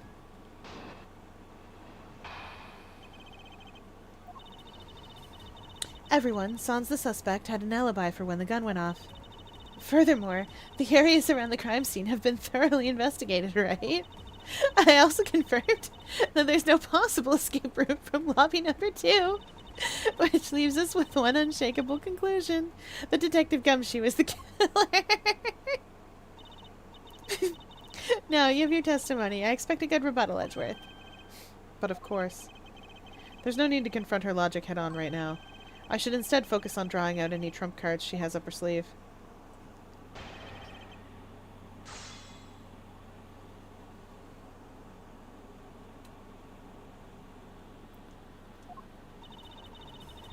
Well then, let's press everything. Press, press, press, press, press. Press, press, press, press, press. The suspect? But I thought the Detective Gumshoe's alibi had already been proven. Are you joking, Edgeworth? I assure you this is no joke. Look, I know you heard from the judge earlier that the detective was in the hallway with Mr. Faraday's daughter eating a Swiss roll. Yes, that's correct. But see, that was 20 minutes before the real gunshot went off, right? And the problem is there's no one else who can corroborate what he did since the snacking. I see she's done her research well. Which means that I should focus on drawing out whatever trump cards she's withholding. Yeah. Whether they have been thoroughly investigated or not is for me to decide. The scrunched eyebrows and lines on your forehead are back. Anyway, even if you believe it hasn't been exhaustive, the crime scene, lobby number 2, has no way out other than the hallway Detective Gumshoe was standing in. And because he claimed to be there, that makes him the only possible suspect.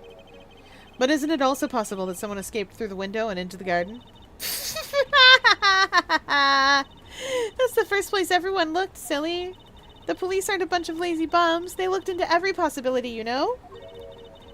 Isn't that right, Mr. Bad? Yeah.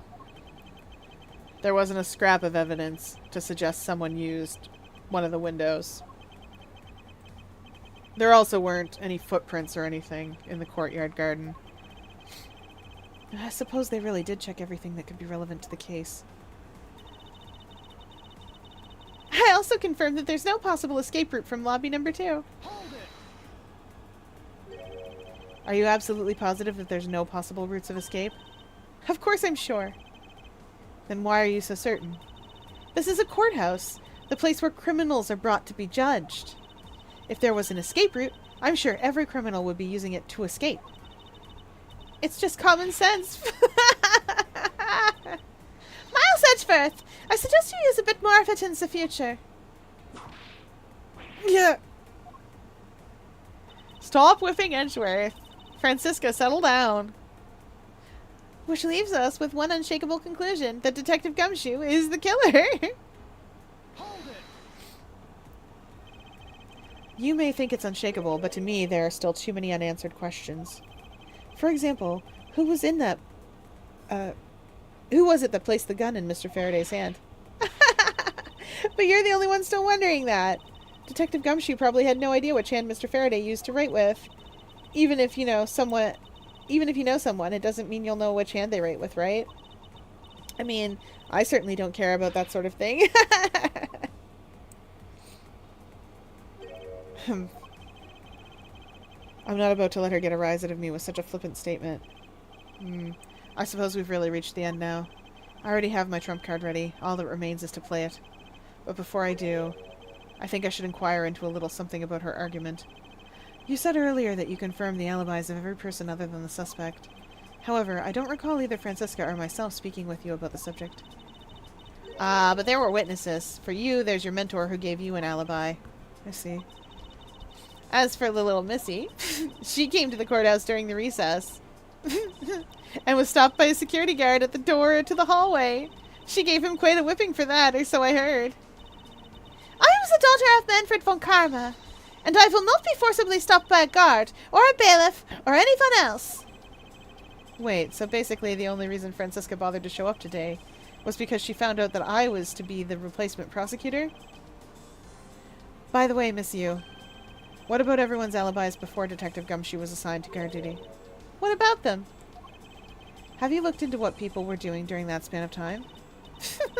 What kind of idiot do you take me for? It doesn't matter when the killer went into lobby number 2. From the time we heard the gunshot, to the time Mr. Bad and I arrived on the scene as we dashed from lobby number 1, the only person who could have committed the crime was Detective Gumshoe. Yes, let's talk about when you and Detective Bad heard that gunshot, shall we? I suppose that if we go by your logic, then Detective Gumshoe is the only one. However, what if the crime had occurred at an entirely different time than when the gunshot you heard went off? What then? That gunshot was a trap meant to manipulate our perception of when the... Sadly, your explanation is very lacking, Edgeworth. The gunshot we heard in lobby number 1, care to explain how that could have been fabricated? Oh boy, I bet I'm playing the tape. Sure hope I'm playing the tape.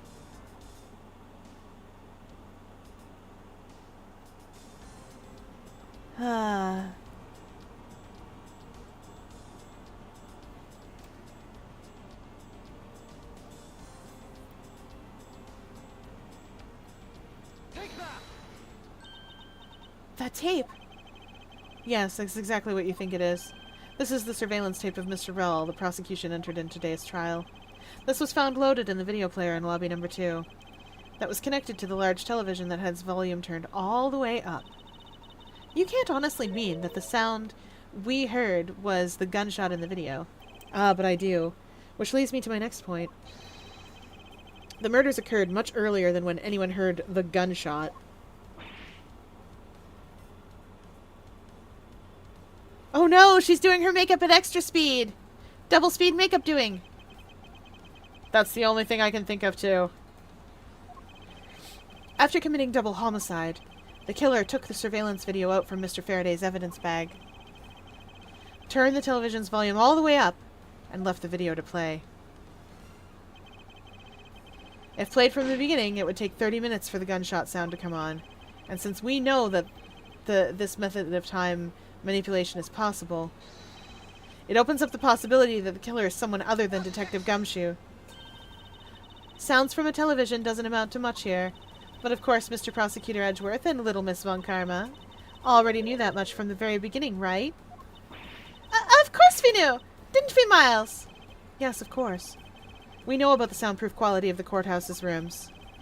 And of course, I'm not about to admit we had no idea until only a little while ago. That's right. And if the rooms are soundproof, then we should not have been able to hear it. And yet, we heard the gunshot clear as day. And? And? That's it. End of story. Humph. But it's not.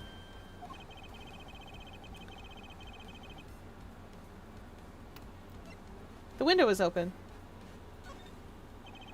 There is, actually, one common point between lobby number 1 and lobby number 2. And it's that despite the fact that both rooms have air conditioners installed, a window was open in each. She's really going at double speed on her makeup. Now, we know that the window in lobby number 2 was opened by the killer. However, a window in lobby number 1 was also opened.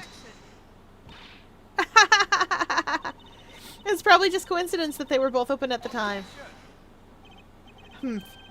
It was no mere coincidence, I assure you. She needs to fix her makeup, apparently. Yeah, she's really good at it. She's got to fix it a lot, though. Why was the window opened in lobby number 1? The answer is that a certain person did something to cause the window to be opened. And that person who triggered that action, that person is the real guilty party. The real killer in this double murder is...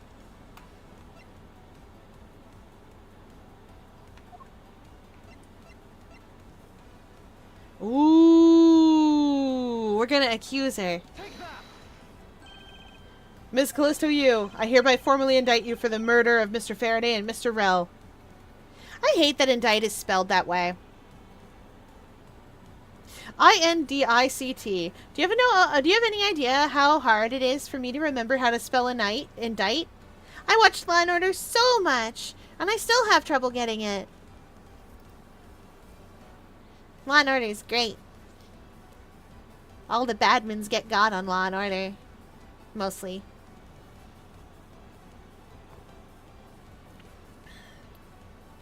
Except when they don't get got. Okay. Detective Bad! What? You indict me? Oh, yeah. I indict you, ma'am. Look at that. Look at that smear of lipstick. That is breakdown territory. You are definitely about to have a Phoenix Wright breakdown. I've never watched Law & Order. I did watch a decent amount of NCIS, though. I love NCIS, too. I wish I could roller skate around a morgue.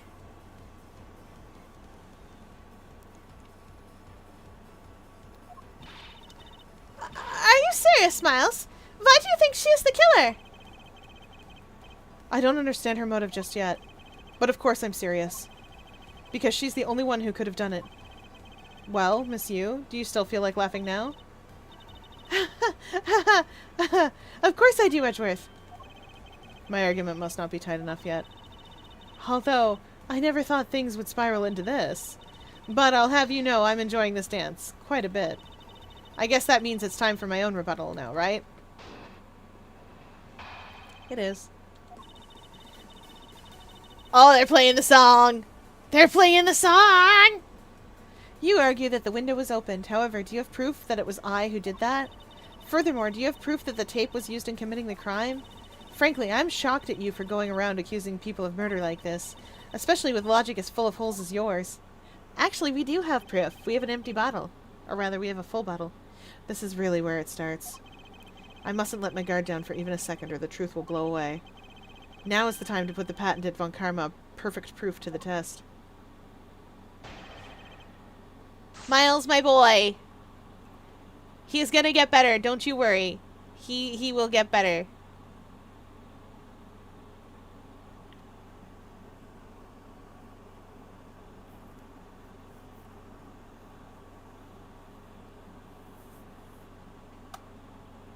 He will get better.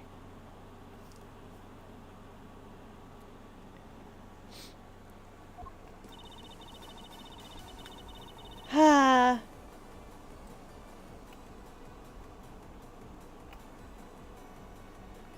You argue that the window was opened. However, do you have proof that it was I who did that? Yes. Yes, I do.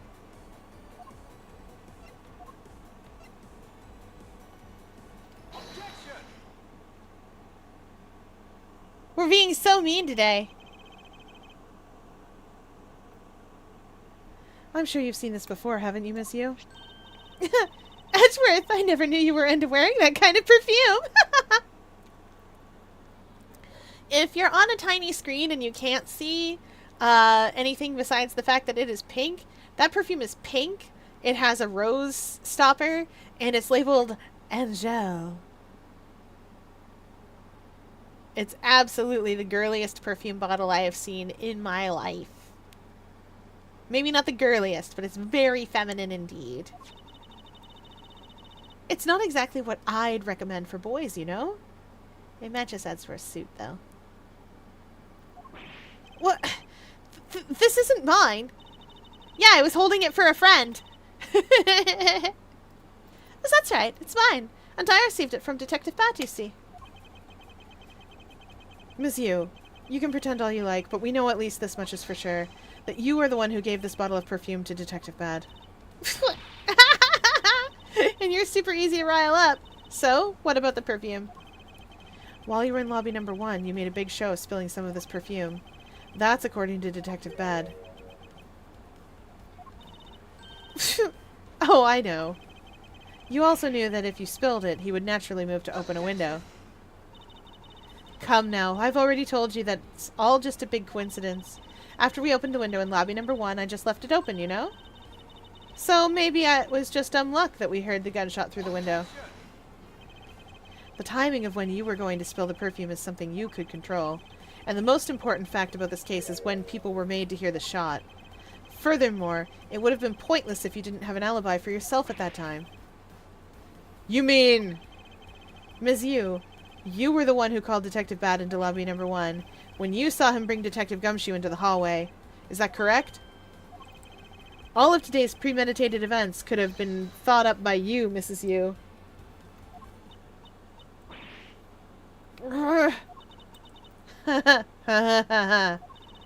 You accuse me of murder on the fact that I spilled a little perfume. Well, allow me to say this much. I couldn't have killed Mr. Faraday. Would you care to testify as to why? Look, I've had a lot of fun today, really. But I grow weary of this game of cat and mouse. Let's make this the last testimony and wrap up this absurd case once and for all.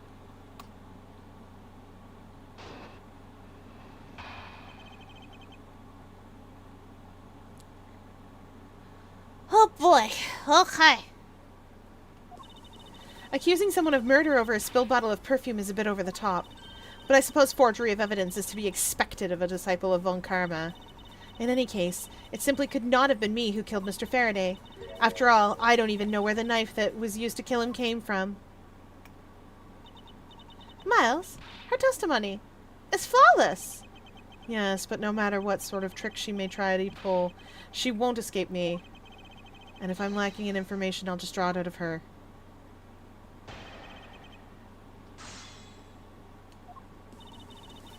Yes, yes. Accusing someone of murder. Bad news. I feel like I want to start with the knife, though, because, like, how does she know it's a knife?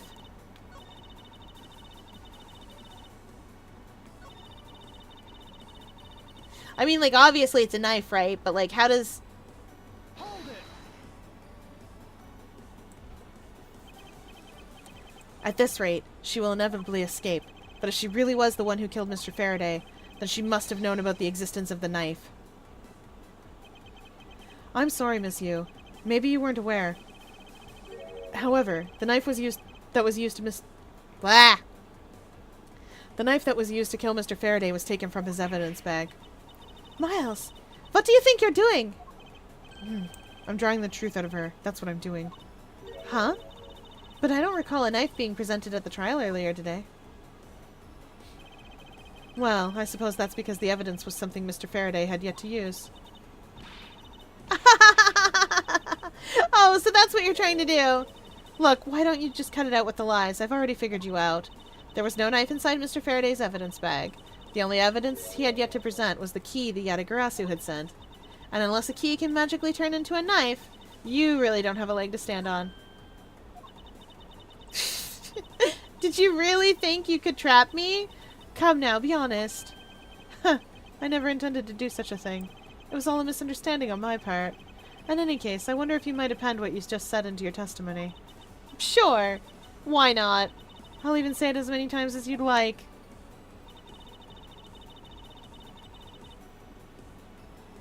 Whoa. Oh no, she's crazy. She's wild. She's about to get undone by a key. Oh. Wait, do I present the key or the knife? whatever. We'll present this and hope for the best.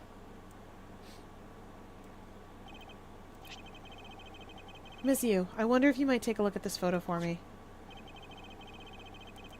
This is a picture of the key the Yatagrasu sent to the police.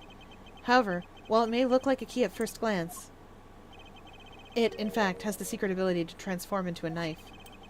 Which means that what was inside Mr. Faraday's bag was both the Yatagrasu's key and the murderous knife. You knew that the key was inside Mr. Faraday's bag, did you not? Yes. Well, with the Yatagrasu's key alone, it's more than possible to kill Mr. Faraday. Do you understand now? Just knowing of the existence of the Yatagrasu's key. Well, she hasn't gone top speed yet. I still haven't had a good look at it. Showing it to me from that far away, you could be lying for all I know. You would, even now, still feign ignorance. I'm not feigning anything. But we can't have you accusing me of a crime with false evidence now, can we? I mean, Mr. Von Karma, I've heard some very interesting rumors about him. Are you mocking my papa? Don't you dare sully the good name of my mentor. Now take a good look. This piece of evidence is more than real. Wow, who knew there was such a trick to this thing? Are you satisfied now? But of course you knew from the very beginning, didn't you? You knew that the knife and the Yatagrasu's key are one and the same.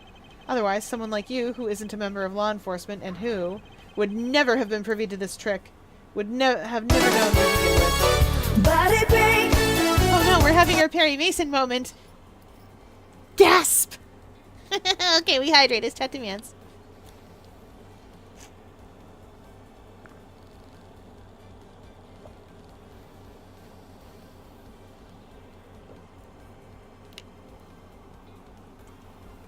Whew. And a big stretch. Wah! Yeah. Big stretch. Okay. And for body break, let's do some wiggling. We gotta do some wiggling, I've decided. Wiggling about. We'll do leg lifts, the side to side boys, because they're fun. Okay. 1, 2, 3, 4, 5, 6, 7, 8, 9, 10. 1, 2, 3, 4, 5, 6, 7, 8, 9, 10. 1, 2, 3, 4, 5, 6, 7, 8, 9, 10. Okay, I did it. Yay. Nyan. Okay. Nyan. Nyan, nyan, nyan, nyan, nyan, nyan, nyan, nyan. I thought you might have. I'm glad you're having fun. Guess who dragged Momo into playing Dandy and the Ink Machine with them again? I suspected. I also I was like, this is why chat's quiet right now, isn't it? my mod's been suckered into playing Dandy and the Ink Machine.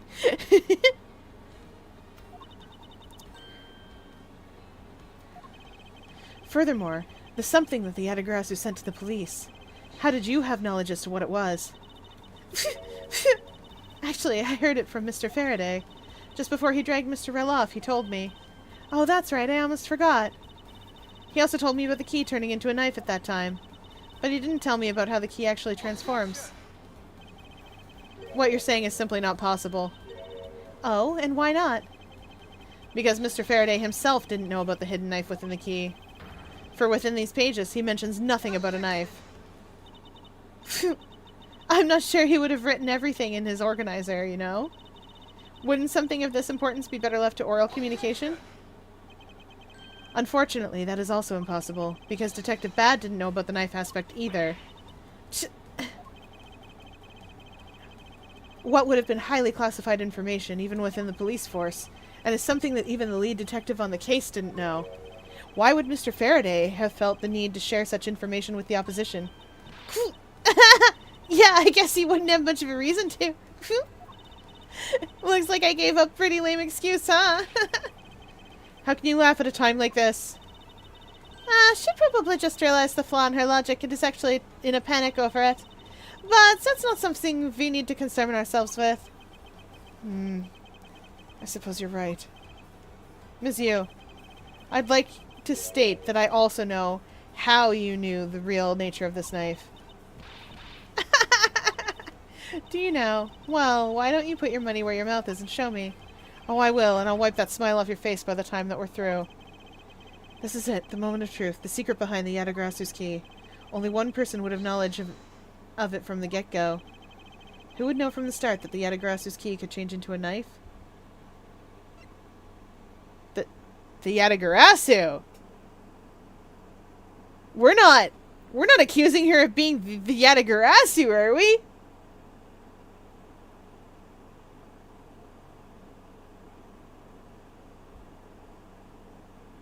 Take that! There's only one person who would have known about the dual nature of the key. And that is? And that is the person who sent the Yatagarasu's key to the police. That is to say, the Yatagarasu herself. Are you saying that this lawyer is the great thief Yatagarasu? Ms. Yu, you used Mr. Rel to lure Mr. Faraday into a trap, didn't you?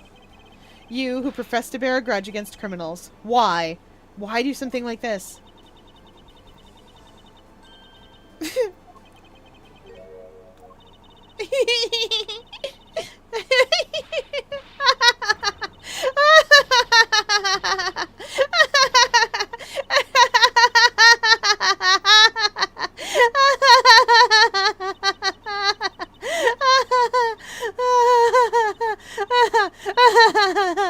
Who would have thought that you, a stupid rookie prosecutor, would see through me?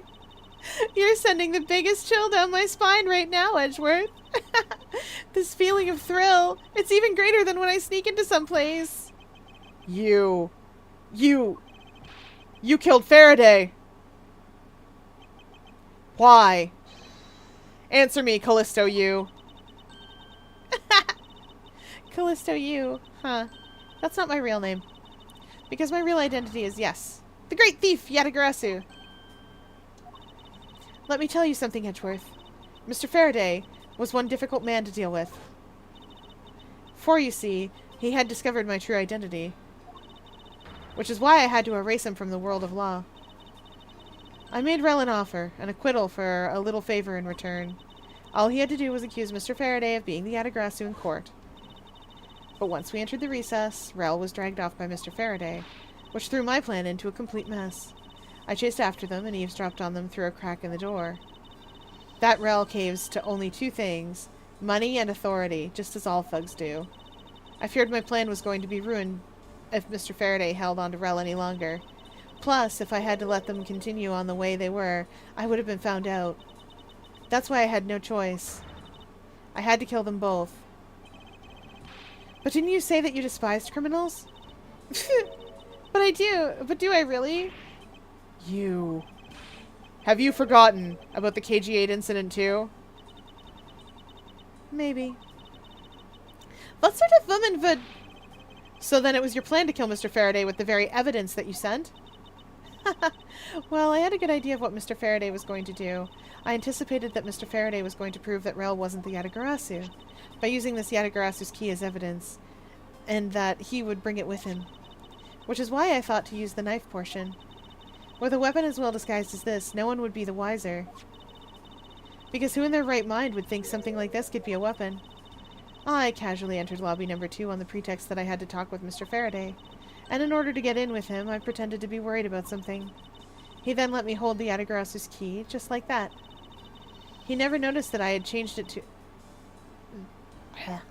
that I had changed the key into a knife inside the plastic bag. And he didn't have the chance to take note of the knife that took his life. How could you kill him? I knew him for a long time, you know? At the very least, I thought I'd give him a quick and painless death. But if you killed Mr. Faraday first, there was no need for you to kill Mr. Rell as well. I believe I mentioned why when we were placing Detective Gumshoe under arrest.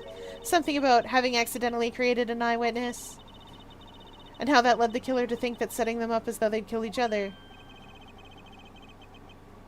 Then the trick with the surveillance tape. Yes, I hadn't actually planned to use a gun. The risk was too high that I'd be caught. However, that's when I remembered the existence of the surveillance tape, which is why I had Rell help me set up the crime scene. And after all was said and done, I rewarded him for all his hard work with a bullet. You're a defense attorney, aren't you? How could you? How could you betray a client? Client? If you want to talk about who was the client of who's first, it was me. I was the client in that murder of the Cadofian Embassy staff member, Dade Mann. Sorry. You ordered a hit job? You still haven't figured it out, Mr. Bad. I had Dade Mann killed because he was about to give away info about the smuggling ring. Now, who exactly do you think would benefit from such an assassination? It can't be. You're... That's right. I'm a member of the smuggling ring. What? How could this... You don't mean... You're working with Manny Cochin too, do you? Maybe, maybe not. Guess you'll never know. Siataka also claims to be noble, but you're just another cold-blooded murderer. That's right, little girl. The Yatagarasu is just another killer. Be quiet, you. Yatagarasu. You can run from the law, but you can never escape it. So just humbly accept the judgment of this court.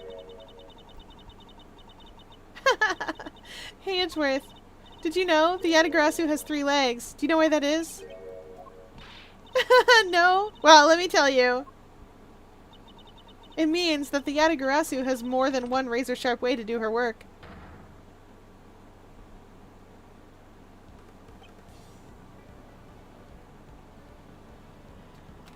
This is the umpteenth time Edgeworth has been shot at. Oh my goodness! You holding a gun. Val, are you feeling feelings? Have you been burdened with unnecessary feelings? Also, side note, those scale earrings would be, like, impossible to wear.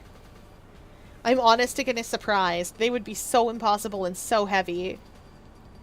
And so dangerous.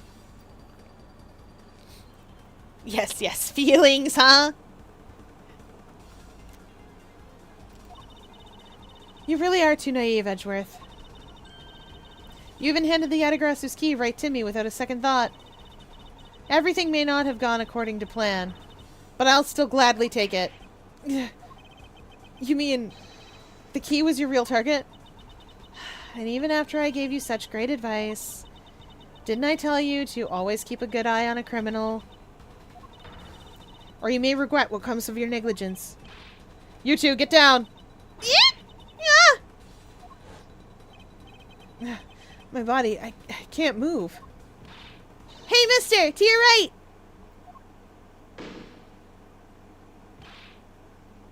You!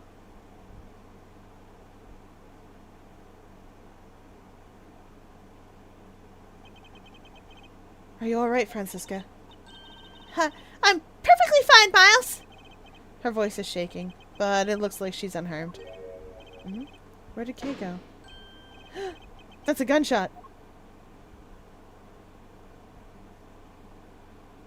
Good luck with the Ichor! From the Ichor Mines!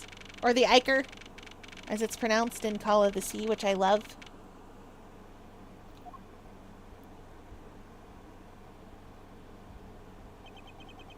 Sorry, but it looks like she got away. I called the precinct. They should have a perimeter set up soon. Detective Bad, are you alright? I heard a gunshot.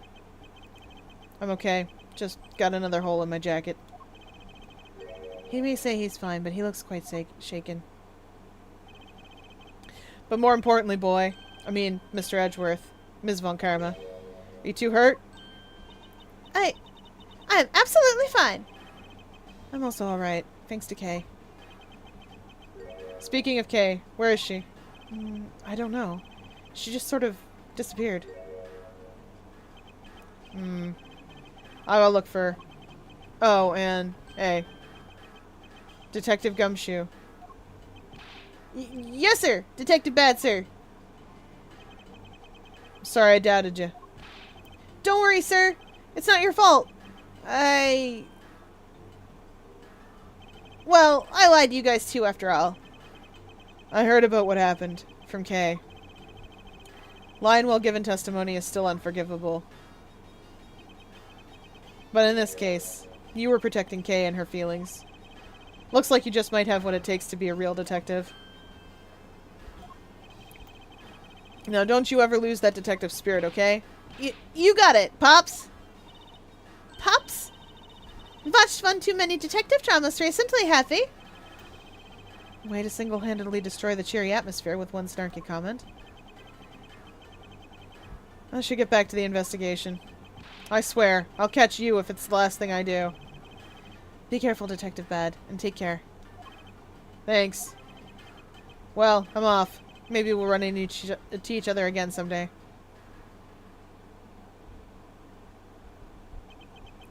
Thanks a bunch, pal.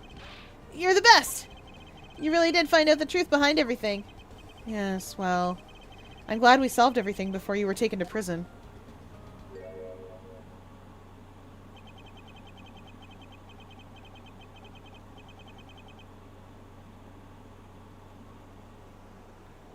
I can't believe how much trouble I caused you with my testimony, Detective Gumshoe. It was no problem, really. I mean, I lied too, so I didn't help anything. It's really not your fault, Your Honor. Well, even if we don't have His Honor's testimony, I think that the lawyer would have found another way to get you convicted on her behalf. Yeah, I can't believe I was about to get fired during my first week as a detective. Well, so long as you're not fired. You should work hard, give all that you have, and perform your duties well. Oh, and one more thing. Kay left a present for you with me. She did? Oh, what is it? What was it that Kay left for me? The proof of their friendship.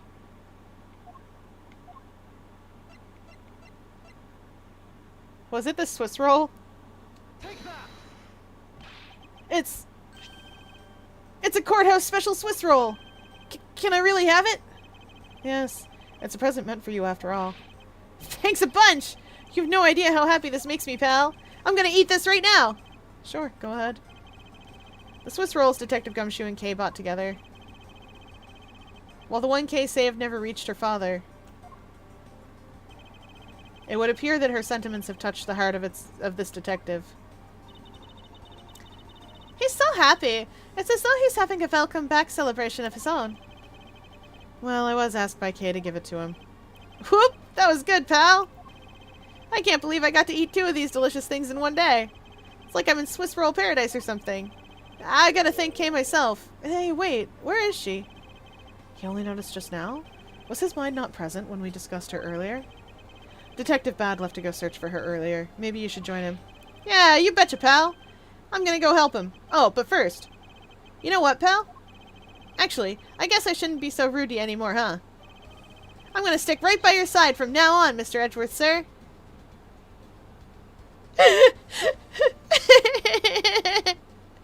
Together forever. Like it or not.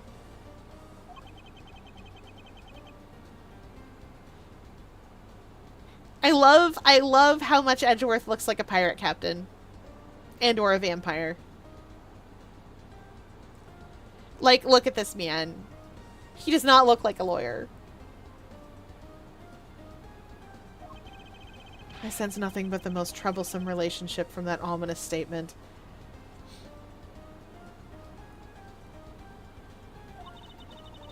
We should go home too, Miles. We have to hurry and report what has happened to Papa. Agreed. Well, I'm afraid we must be going now, Detective. Roger, sir! And don't you worry, I'll investigate the next case we're on real well. I'll, be counting on you. The scent of trouble is definitely in the air. Thus, like a bad dream, my first outing at court came to a disturbing end. A few months later, I was finally able to properly stand in court as a prosecutor. But the detective in charge of that investigation was, as I dreaded, Detective Gumshoe. After that, he became my direct subordinate. I have tried, but words failed to describe the immeasurable suffering he has caused me. But I suppose that's just how things are.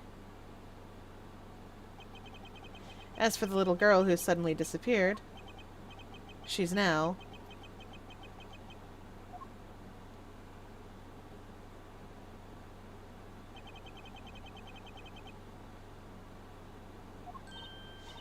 So, do you remember me now? Yes, I remember everything. Kay, it's been a while. Kay, you sure grew up a lot. Of course, but thank goodness. I thought you two had totally forgotten about me. You know, I was really worried about you after all that. Where have you been all this time? Gummy, I didn't know you cared. After my father died, I went to go live with my mother's relatives. They lived really far away, so I wasn't really able to come back here all that much. Oh, is that what happened? Well, I'm just glad you're all right. So, does it all make sense now?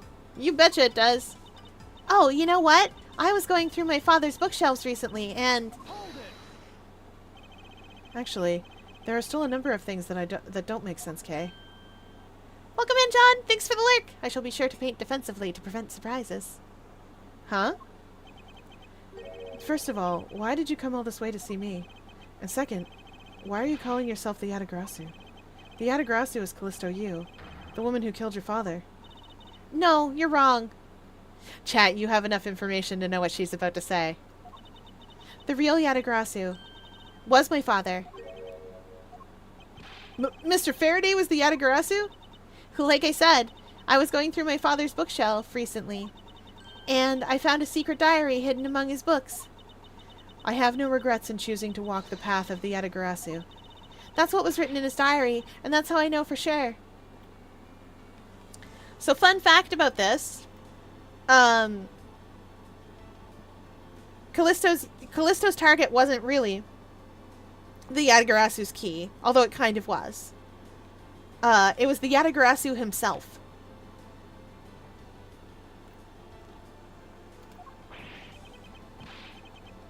But that's impossible. What's with that look? You don't believe me? It wasn't just the expression on my face. I clearly said it was impossible just now.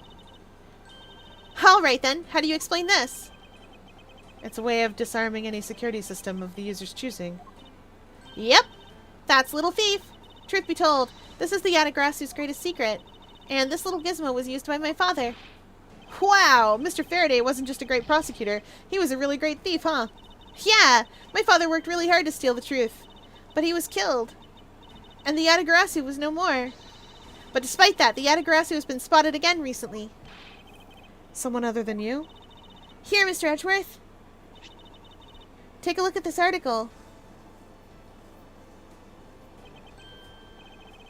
The Yatagarasu sent the embassy a calling card?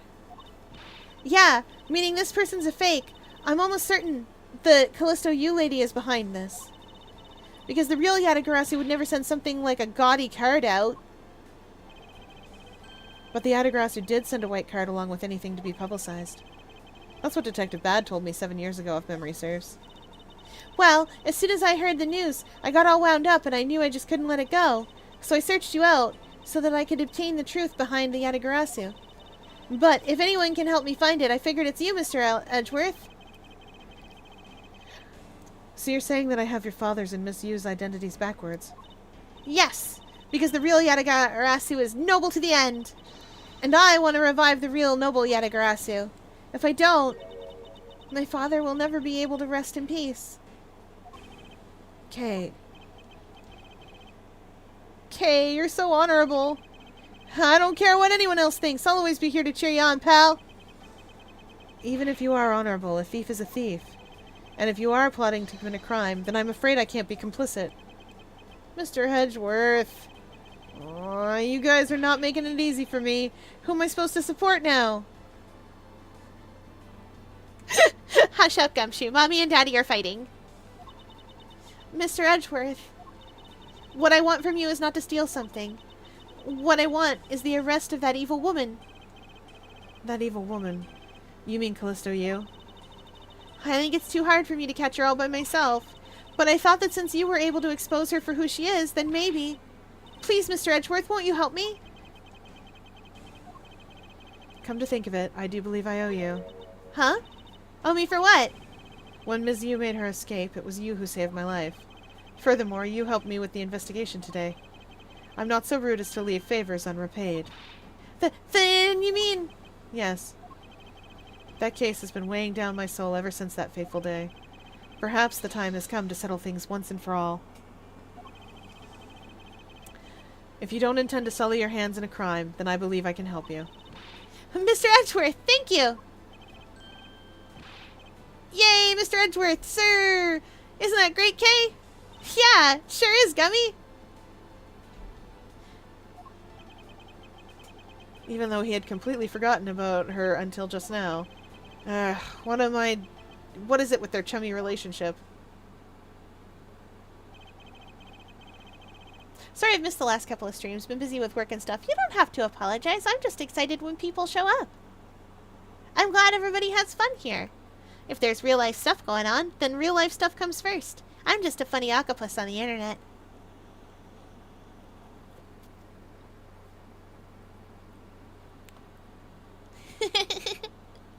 But I'm just the TV.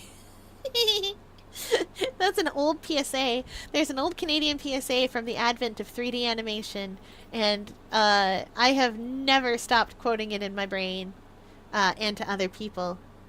But I'm just the TV. My favorite.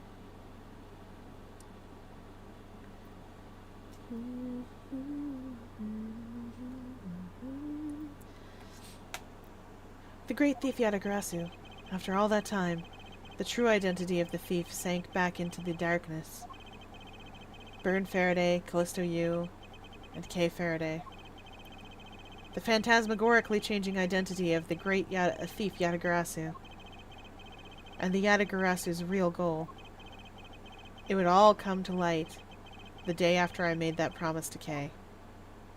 Wow, he's quick. He's speedy! Anyway, we were in a flashback within a flashback. And now I think we're caught up to today.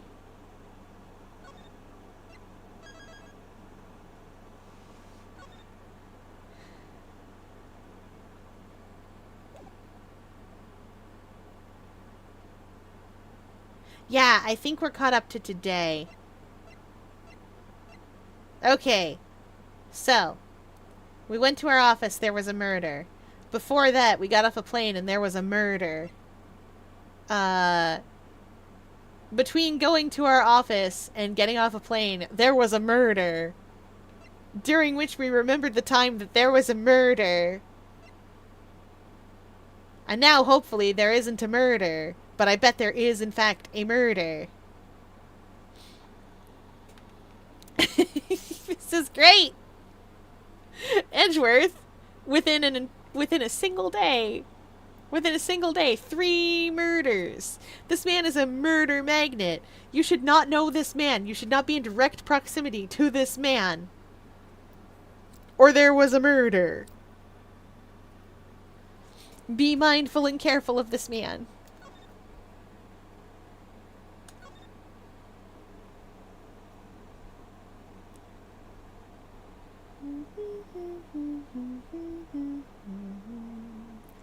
We've gotten through so much.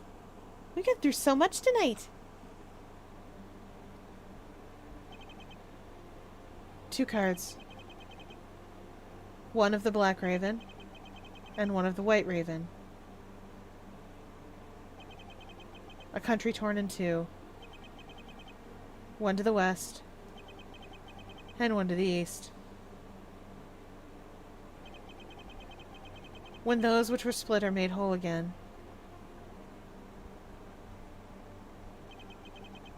the truth will reveal itself. Who's setting stuff on fire? Is it Edgeworth? Can't be Edgeworth. That's not his sleeve. Oh, it's the Yatagarasu! The Yatagarasu's here!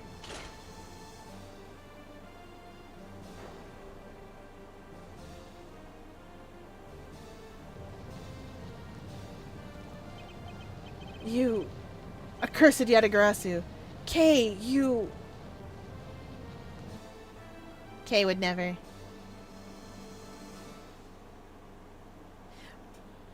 Edgeworth, why can't you tell a story in order, sir?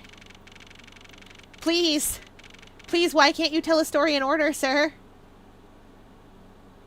Sitting there drinking your tea. From your fancy teacups. He's too fancy. I love his outfit from the first time he prosecuted. It's so ostentatious. So nice, almost dreamlike, to finally have the chance to relax and sip some tea. Especially after what a whirlwind the past few days have been. On my return flight, I was dragged into a case involving an Interpol agent's murder.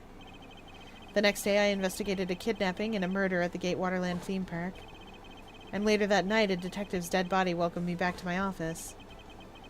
Along with a thief who was out to pilfer files related to a case from 10 years ago. How did I manage to find myself in the middle of so many cases, back to back? Well, Edgeworth, you are a main character, sir. This is what happens to main characters. Well, at least I have today. All I ask is that I be allowed to spend it quietly. Mr. Edgeworth! This is big! Big, I tell you! Hey, what's wrong with you? Where's your enthusiasm? And suddenly, the phrase, the fragility of dreams, comes to mind. What are you talking about, fragile dreams? Come on, let's go! The fake Yatagarasu isn't going to just find herself, you know? Well, if you must know, it's possible that I was paid a visit last night by your fake. Say what? Unfortunately for us, the thief managed to escape. But even now, we're still looking for this criminal. However, I must warn you that we've only had a few hours to search so far. So I must insist that you be patient on this one, Kay. Well, what's with you today? Are you sure you aren't sleep-talking to me right now? Anyway, I've got something much more important that I want you to see. And that is? Take a look at this! On March 14th, I will be there to steal your dirtiest secret. That's quite a bold declaration to send to an embassy. I suppose it was inevitable that a newspaper would catch wind of this. The date the card mentions is today! Today, huh? Come on, we've got to hurry. The embassy awaits. I suppose it is quite an urgent matter. However, do you know which country's embassy we would be investigating? Well, it's some really special country, and I'm actually really fuzzy on the details. But never mind that. Where's all your energy? Why are you so lackadaisical today? I'm not, Kay. You're just too wound up. Well, then you should get too wound up, too. Because this just might be our chance to catch that woman. You mean Ms. Yu? The woman who killed Kay's father, Byrne Faraday, 7 years ago.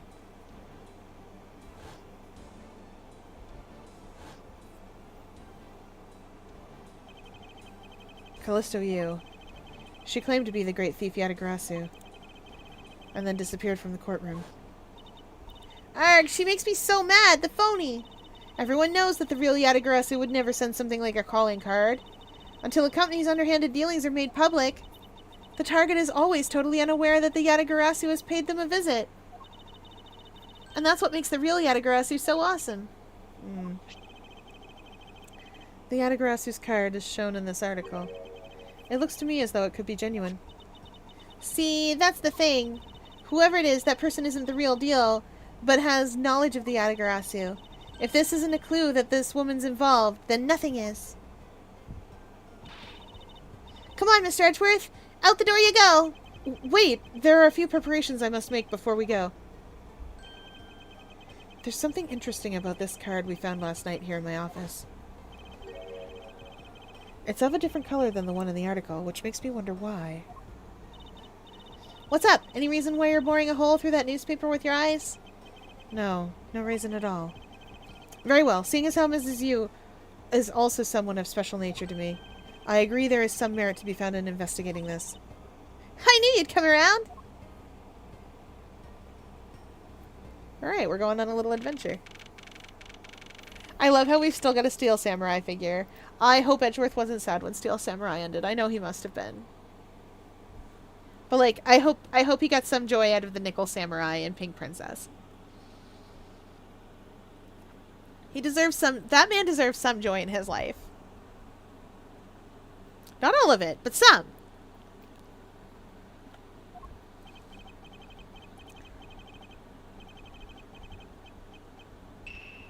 By the light of this light's glorious moon, we are ready to embark on our nightly outing.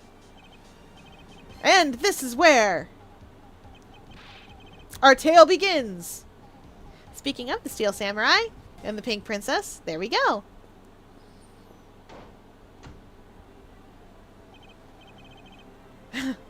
What a coincidence. Who would have thought that a Steel Samurai stage show would ever be held in such an elegant theater inside of a foreign embassy? Yeah, the climax was really awesome. Steel Samurai, Sushi Slash. I got chills down my spine when he pulled that move out. I suppose it really is more impactful to watch a show in person than on television. I have to say, though, this embassy is set up kind of funny. I mean, they have two countries sharing the same building. Well, as you said yourself, this place and the countries it houses are very special. Even this theater is special in that it is a neutral zone shared by the two countries. So let me get this straight. The Steel Samurai show just now is being sponsored by one of the two countries. The one that's called the Kingdom of Alabast, right? Yes, it would appear that the Steel Samurai is very popular in that country as well. Seems that way. But you know who I'm really into? The Jammin' Ninja! The Republic of Babal. The Republic of Babal is sponsoring a Jammin' Ninja stage show.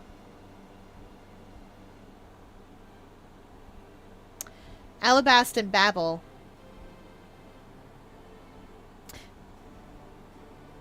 I see. I see. And they're separated into East and West. Are they? Are they?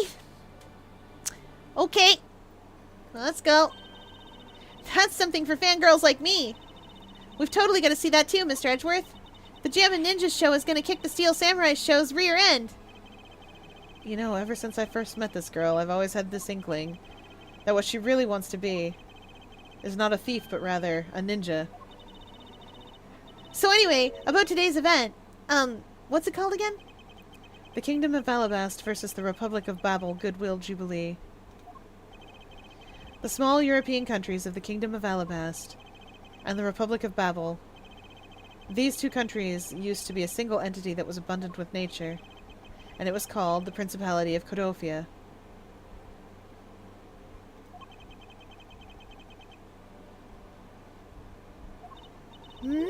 Is everything alright, Mr. Edgeworth? Yes, I'm alright. Moving on. After a period of civil unrest, the country split in two, though signs of their past remain. Glisten floor 4 and we survived! Yippee! Good work! For example, their flags preserve the flower and the butterfly motifs to this day. Codopia, huh?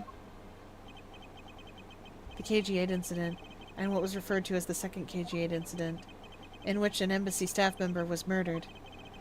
Both of these cases were related to the Principality of Codofia.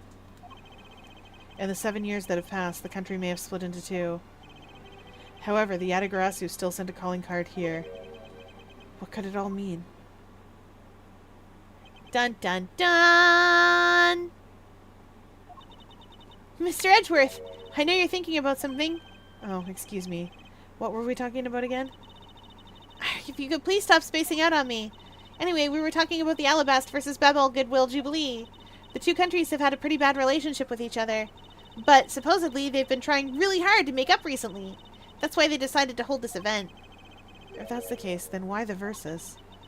Also, both countries claim to own the real Primadux statue, a national treasure to both. They're planning to have them publicly evaluated today to see which one's the real deal. Okay, need I remind you to take care not to succumb to your thieving desires? Well, when it comes to treasure, I can't help myself. You know that. She had better be saying that in jest. Hey, I can read your body language, you know, and you've got it all wrong. Look, I'm here to do some investigating. Investigating, I tell you. I know. And although we don't know if the Yatagrasu will really make an appearance, I suppose we should still spend some time examining this place. Oh boy. Oh boy. Steel samurai things. Ha ha! What a good outfit. Lot of heart? Ma'am, what are you doing here? Where in tarnation are they? Come on, Big Scoop. Hey, mister, out of the way. Yeah, I'm talking to you. I seem to remember this woman from somewhere, yet my instincts are directing me not to engage in conversation with her. Perhaps it would be best if I left her alone. Edgeworth, do you just not remember people? Is that what it is? Do you just, like, as soon as they're gone, they're gone? Is that how you are? Like, you've got certain people that you're just like, this person's important to me, and everyone else is just, like, background? Amazing. Man's in a world of NPCs. There's a flat panel, a tape deck, and a row of Steel Samurai videos on this table. I suppose it's so visitors can watch an episode or two at their leisure. I guess it really is just that popular, huh? Yes, although I never thought I would see it reach this level of popularity. I wonder why they decided to call in the Steel Samurai for an event like this. I mean, it's like they intended to cut the two countries apart with the samurai sword instead. Wouldn't that go against the whole point of this event? Okay, that's good. Alright, now give me a dramatic slam right there. Stop. Hey, do you mind? Get out of the way, buddy. Okay, once more in 3, 2, 1, action. Okay, was that my fault just now? Well, he's obviously working. I guess we should leave him alone.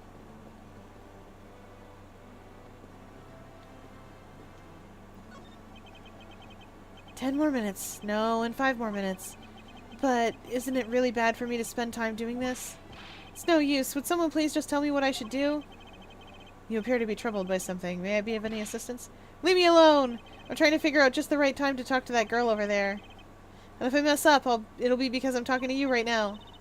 Somehow I get the feeling he's about to fall flat on his face. Well, let's just do as he wishes and leave him alone. You know, I've seen a lot of these shows in a bunch of other places, but today's show, it was like they went for a complete comedy, you know what I mean? Yeah, and that last move, the Steel Samurai Sushi Slash, I know, and the Pink Princess movements were really stiff. In the middle of the show, I could swear I heard her hip crack. Oh, I know, I totally thought that too. The Pink Princess has a bad hip, seriously? Just what were they thinking, you know? I suppose there's no graceful way to enter this conversation. There are pamphlets about the 2 embassies here on the table. Still looks kind of weird to me. Okay, Embassy of Alabast, Embassy of Babel, and the Theatrum Neutralis, The neutral theater. The country split into 2 a few years back, and they've shared the building and its grounds 50-50 ever since. Oh? I guess it's because they don't have the money to build 2 separate ones, huh? I should think that's not the reason why, Kay. I suppose I'll just help myself to one of these. That's mine now. What's all that hubbub? Hey, look! It's the Steel Samurai! And he's got a son, the Iron Infant, with him!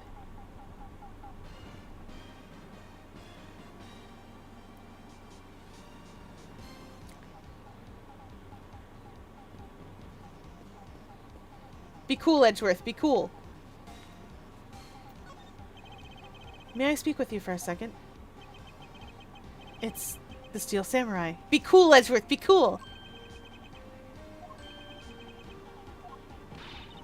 Mr. Edgeworth, what are you glaring at him for? Please excuse me. It's just that I've never seen a superhero up close before.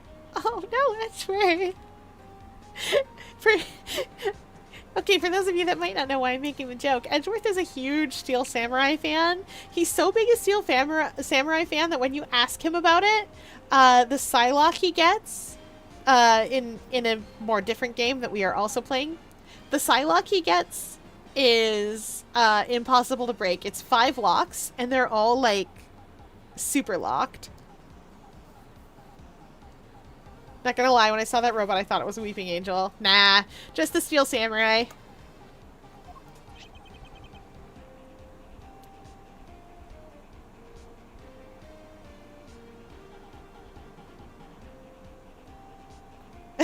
To Mr. Edgeworth, Steel Samurai Daddy, warrior man of Neo Old Tokyo.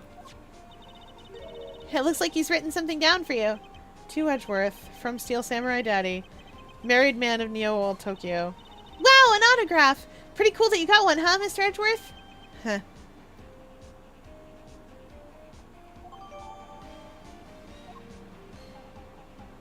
He shall treasure it always.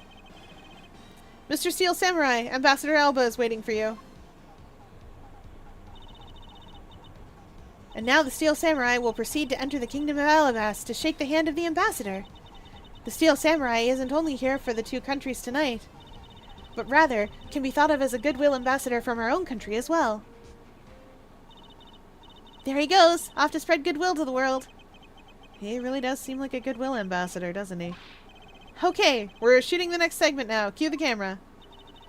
In just a few seconds, the Jammin' Ninja stage show is set to begin. After the show, the Jammin' Ninja will enter the Republic of Babel. He is set to meet with the Ambassador of Babel at that time. Ah, the Jammin' Ninja show is about to start. We gotta get back to our seats. Regrettably, I don't have much of an interest in ninjas. Well, the show will change your mind. Come on, we have to hurry.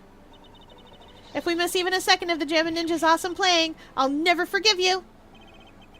I suppose you're not about to give me much of a choice here, are you, okay?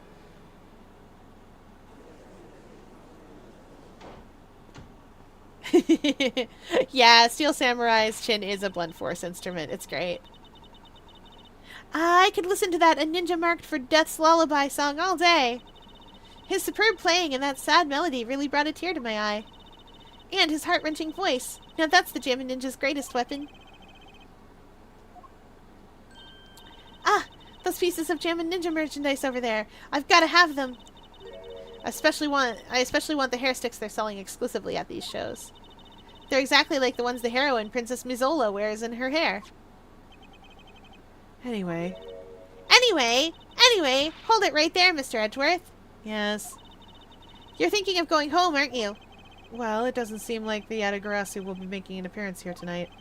Most likely it was simply a prank. No way! I just know the Yatagarasu will show. But I thought you said that the Yatagarasu doesn't send calling cards. Yeah, I did, but... I figured from the very beginning that this would wind up being a wild goose chase. But that card she sent was a genuine fake calling card. A genuine fake? Well, how can I word this? The Yatagarasu's mark on that calling card is exactly the same as my mark. Get it now? We've got a problem!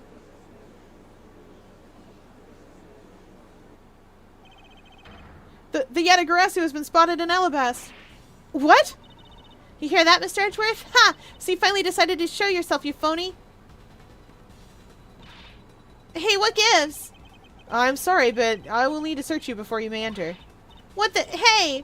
The Steel Samurai just waltzed straight in through without one. And if you don't hurry up and let me through, my phony is going to escape. Okay, a country's embassy is considered to be part of the country itself. If you don't go through the proper procedures to enter the country. Mr. Edgeworth! I'm going to enter through Babal and climb over the wall into Alabast. Hold it! You would tell a prosecutor straight out that you intend to illegally enter another... Kay, are you even listening to me? Kay Faraday, and I'm coming through. Yes, and welcome. Someone stop her! Anyone!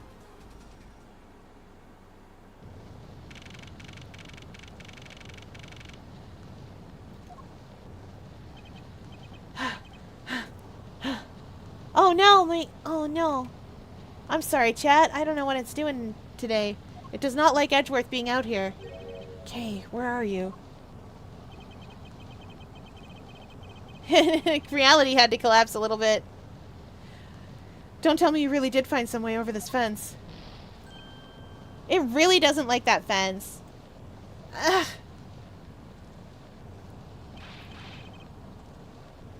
Fire! This is too big for us to handle. Looks like the Yatagarasu came to Babal, too. You accursed Yatagarasu? Kay, you had better be alright, wherever you are. Sorry that, the V-Sync was bad. Badly behaved indeed. Hey, it's Sheena. Why is she here? I told you it wasn't me! Hold it! Whoa! Is that Manny Cochin on the floor there?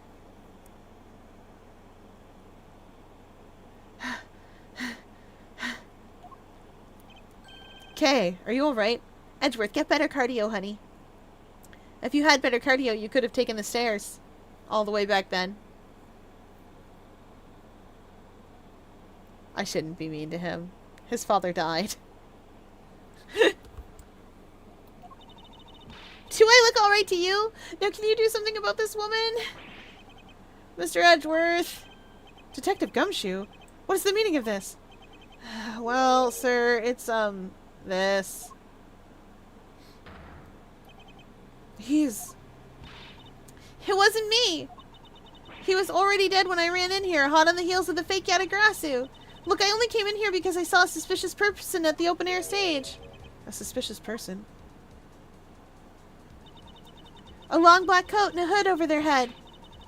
I dare you to tell me that's not suspicious. When I saw that person, I immediately thought that they must be the fake Yatagarasu. So I chased after them into the embassy, then into here, and then lost sight of them. But I just know that person is the one who did it.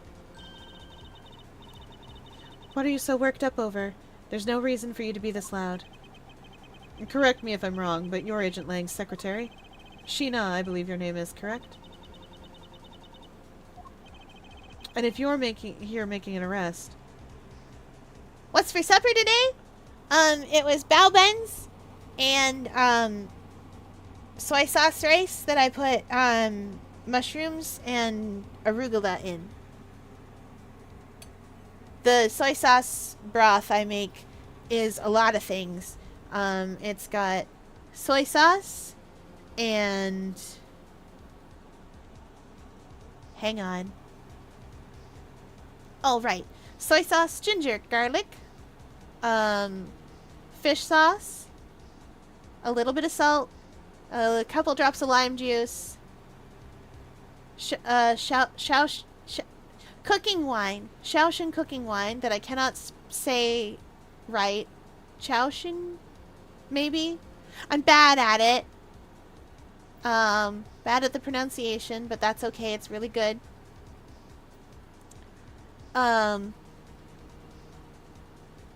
There's one more thing. Oh, mirin. Gotta have the mirin in there. I don't like sweet things, but sometimes you need to put... I mean, like, sweet things in my savory foods. But sometimes you need to put a tiny little bit of sweetener. Oh, and MSG and a little bit of salt. I think that's the list. So basically, half the spice cupboard goes in there. The refrigerated spice cupboard. Ooh, country fried burgers and rice. We love country fried burgers. Lol, this morning I saw the feed to the octopi link on your Twitch today. Yes, I am feedable. Is mochi sweet? Yes, but it's still really good. I mean, I like sweet things when they're meant to be sweet. It's just I don't like sweet things when I don't think they're meant to be sweet. Like, I prefer a spicy barbecue rub as opposed to, like, one of the brown sugar or honey ones. Mochi is sweet. It's mild, generally speaking, depending on the flavor, of course, but the wrapper itself is mild. And the stuff that it is, the stuff that it's coated in to make it not stick to itself, and to other little mochis is rice flour. Very, very fine rice flour. You can mix sugar into that, but that kind of defeats the point of coating it in that so that it doesn't stick to stuff.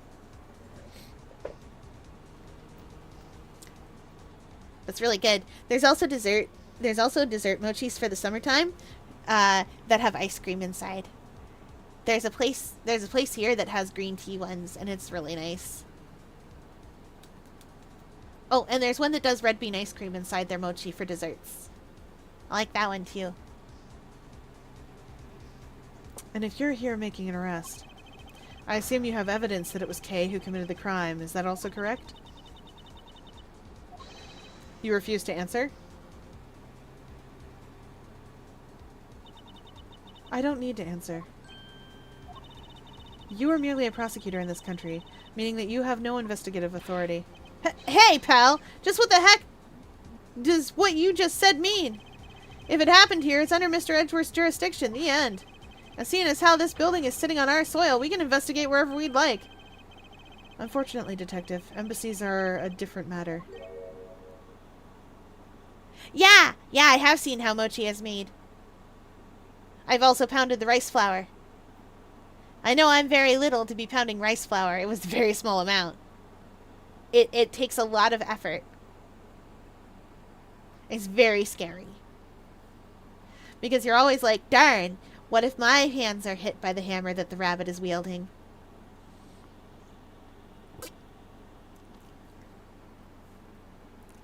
And by that I mean my whole everything. I am very mochi shaped. I have a slightly less squishy consistency than mochi. Because octopus.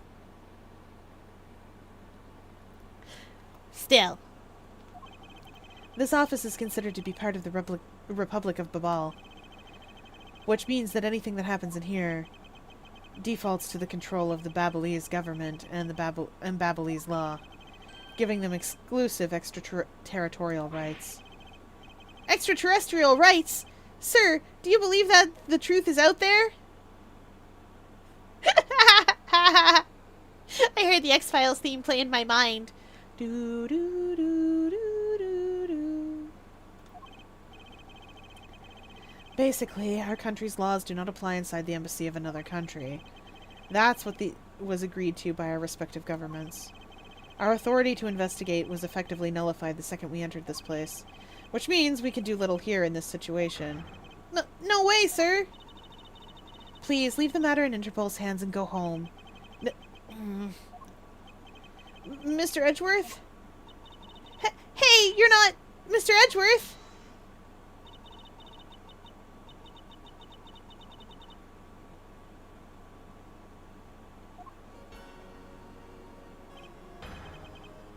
In that case, allow me to join your investigation.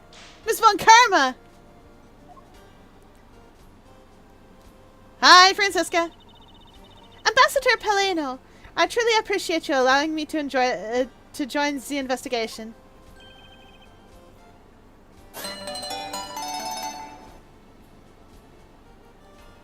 Guys, the way this man's hands.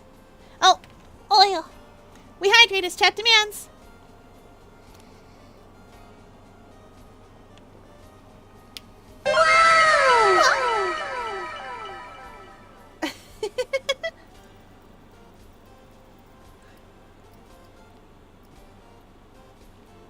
He wrings his hands more than Staff does.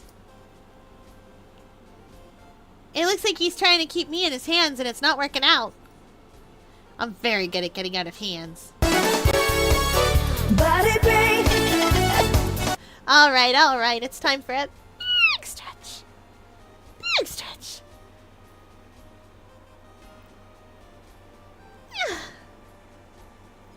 What will we do for a body break? Gotta get a little wiggle in.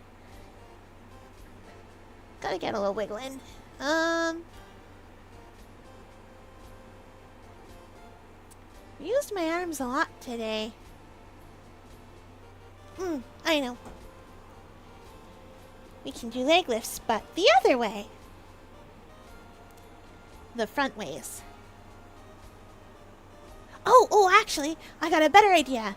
There's a thing called butt kicks. Now, I don't have, I got kicks. That's all I got. But I can do it. You kick your feeties behind you. If you are a human person with human shape, you kick your feeties behind you and try to kick your own butt. If you are not a human person with a human shape like me, you just kick everything behind you and go for it. And try not to fall on your face. And then Staff laughs at you when you inevitably fall on your face. It's fine. We got this. 1, 2, 3, 4, 5, 6, 7, 8, 9, 10. 1, 2, 3, 4, 6, 7, 8, 9, 10. 1, 2, 3, 4, 5, 6, 7, 8, 9, 10. Yeah! Okay, I did it. The mod was clever. Coming in here early with it. So they'd actually do it. Do you guys know the number of times I have missed the last body break you all make me do? The one at the end of stream? The number of times I have missed it is too high! My mod knows the number of times. Hup, Puyo! Puyo! We should play Puyo Puyo Tetris. Next time I finish a game, remind me I said that. It's not a horror game, but we should play Puyo Puyo Tetris. Not that this is, I mean, but... I'm not giving Polino an accent, I think. The urge to give him an Irish brogue is strong. Did I give Manny Cochin an accent? I think I did, actually. Maybe I will. Maybe I will find an accent for him. There are too many men in this game, and it's too hard for me to get that, like, lower voice register. So I gotta start picking accents for them. Oh!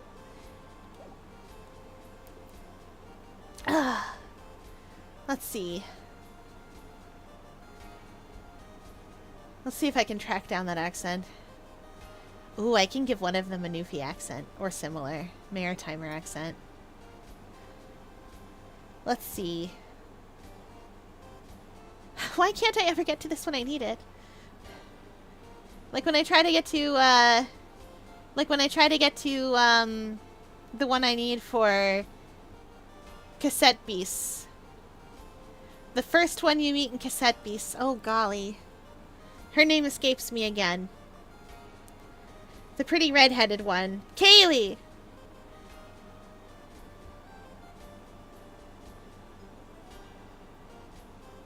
Okay, okay. Let's see. If I can get a couple of lines from there, maybe. Well, Fier Luna, I'm sure you've, Yeah, there we go. Well, it's really nothing. Manny was my secretariat, of course. I want to help you as much as I can. In fact, it's a blessing that Interpol agents were able to make it here so quickly. Francisca. Farewell! I never imagined that I'd meet you here of all places. This is an embassy, meaning that you have no authority to conduct. Already? What is it? Ambassador Polino. And you are? I'm Miles Edgeworth, public prosecutor. I ask that you please allow me to investigate this case as Miss Von Karma's assistant. Assistant? Miles? What the heck do you think you're... Please, I implore you, Ambassador Polino. Very well. I'll be counting on the two of you then, Miss Von Karma and Mr. Edgeworth. What did you mean you'll be Miss Von Karma's assistant? I don't exactly have a choice, do I, Detective? And if I don't become Francisca's assistant, I can't participate in this investigation. There you go again! Running at the mouth with that aloof expression on your face. Francisca, please. I don't know what you're planning quite yet. But, at least I know one thing. That you are now my subordinate.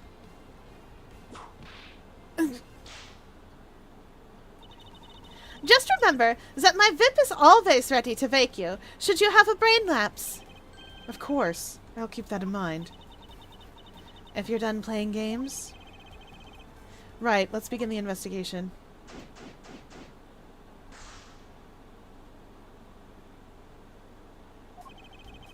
By the way, Detective, I suppose it's a bit late to be asking, but why are you here? Well, better late than never, I guess, sir. I was placed on guard duty for the Babalese embassy today. And why are our police guarding an embassy? Well, on account of the card they got from the Yatagarasu. They called us up and asked for our help, sir. Oh, and because we've been searching for the Yatagarasu these past 7 years. It was more or less mutually beneficial arrangement, if you ask me. Except for how mutually unbeneficial this has all turned out to be, I suppose. It looks like you failed to competently perform your guard duty yet again. Ah! Look forward to your next salary negotiation. Although it's out of my hands. But sir, if it gets cut any more, I won't be able to buy even instant noodles anymore. Oh, Gumshoe. My guy. What do we got lying around here? I love that there's an eagle and I'm gonna say a bear with a salmon in its mouth. And a Statue of Liberty. Is that the needle? I feel like that's the needle. I'm not American. I am guessing at all of these things. I feel like that's the needle, and I don't remember where it is or what it's called. And I don't know that arch, but I know that it's probably in America somewhere. I feel like it definitely is. Oh, something happened here. We're not allowed to go by that guy because they're taking pictures. Standing on a bloody knife casually, just like do-do-do-do-do.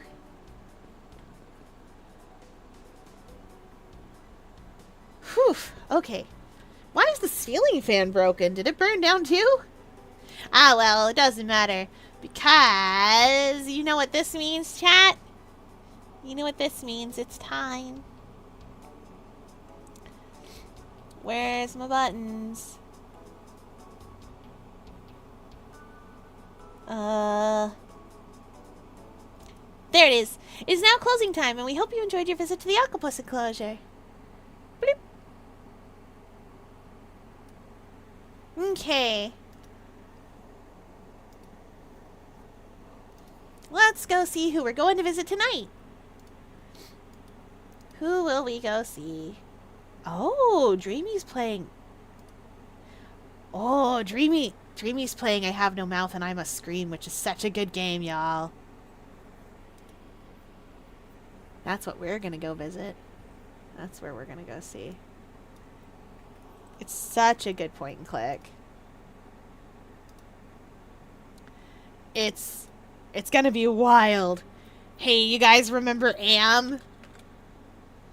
Okay, let's go. Because that is it for tonight, everybody. I will see you all tomorrow for Final Fantasy VI, probably. And we will go on wonderful adventures all around whatever Final Fantasy VI fantasy world is called. Alright, thanks for playing along with me, everybody. Bye!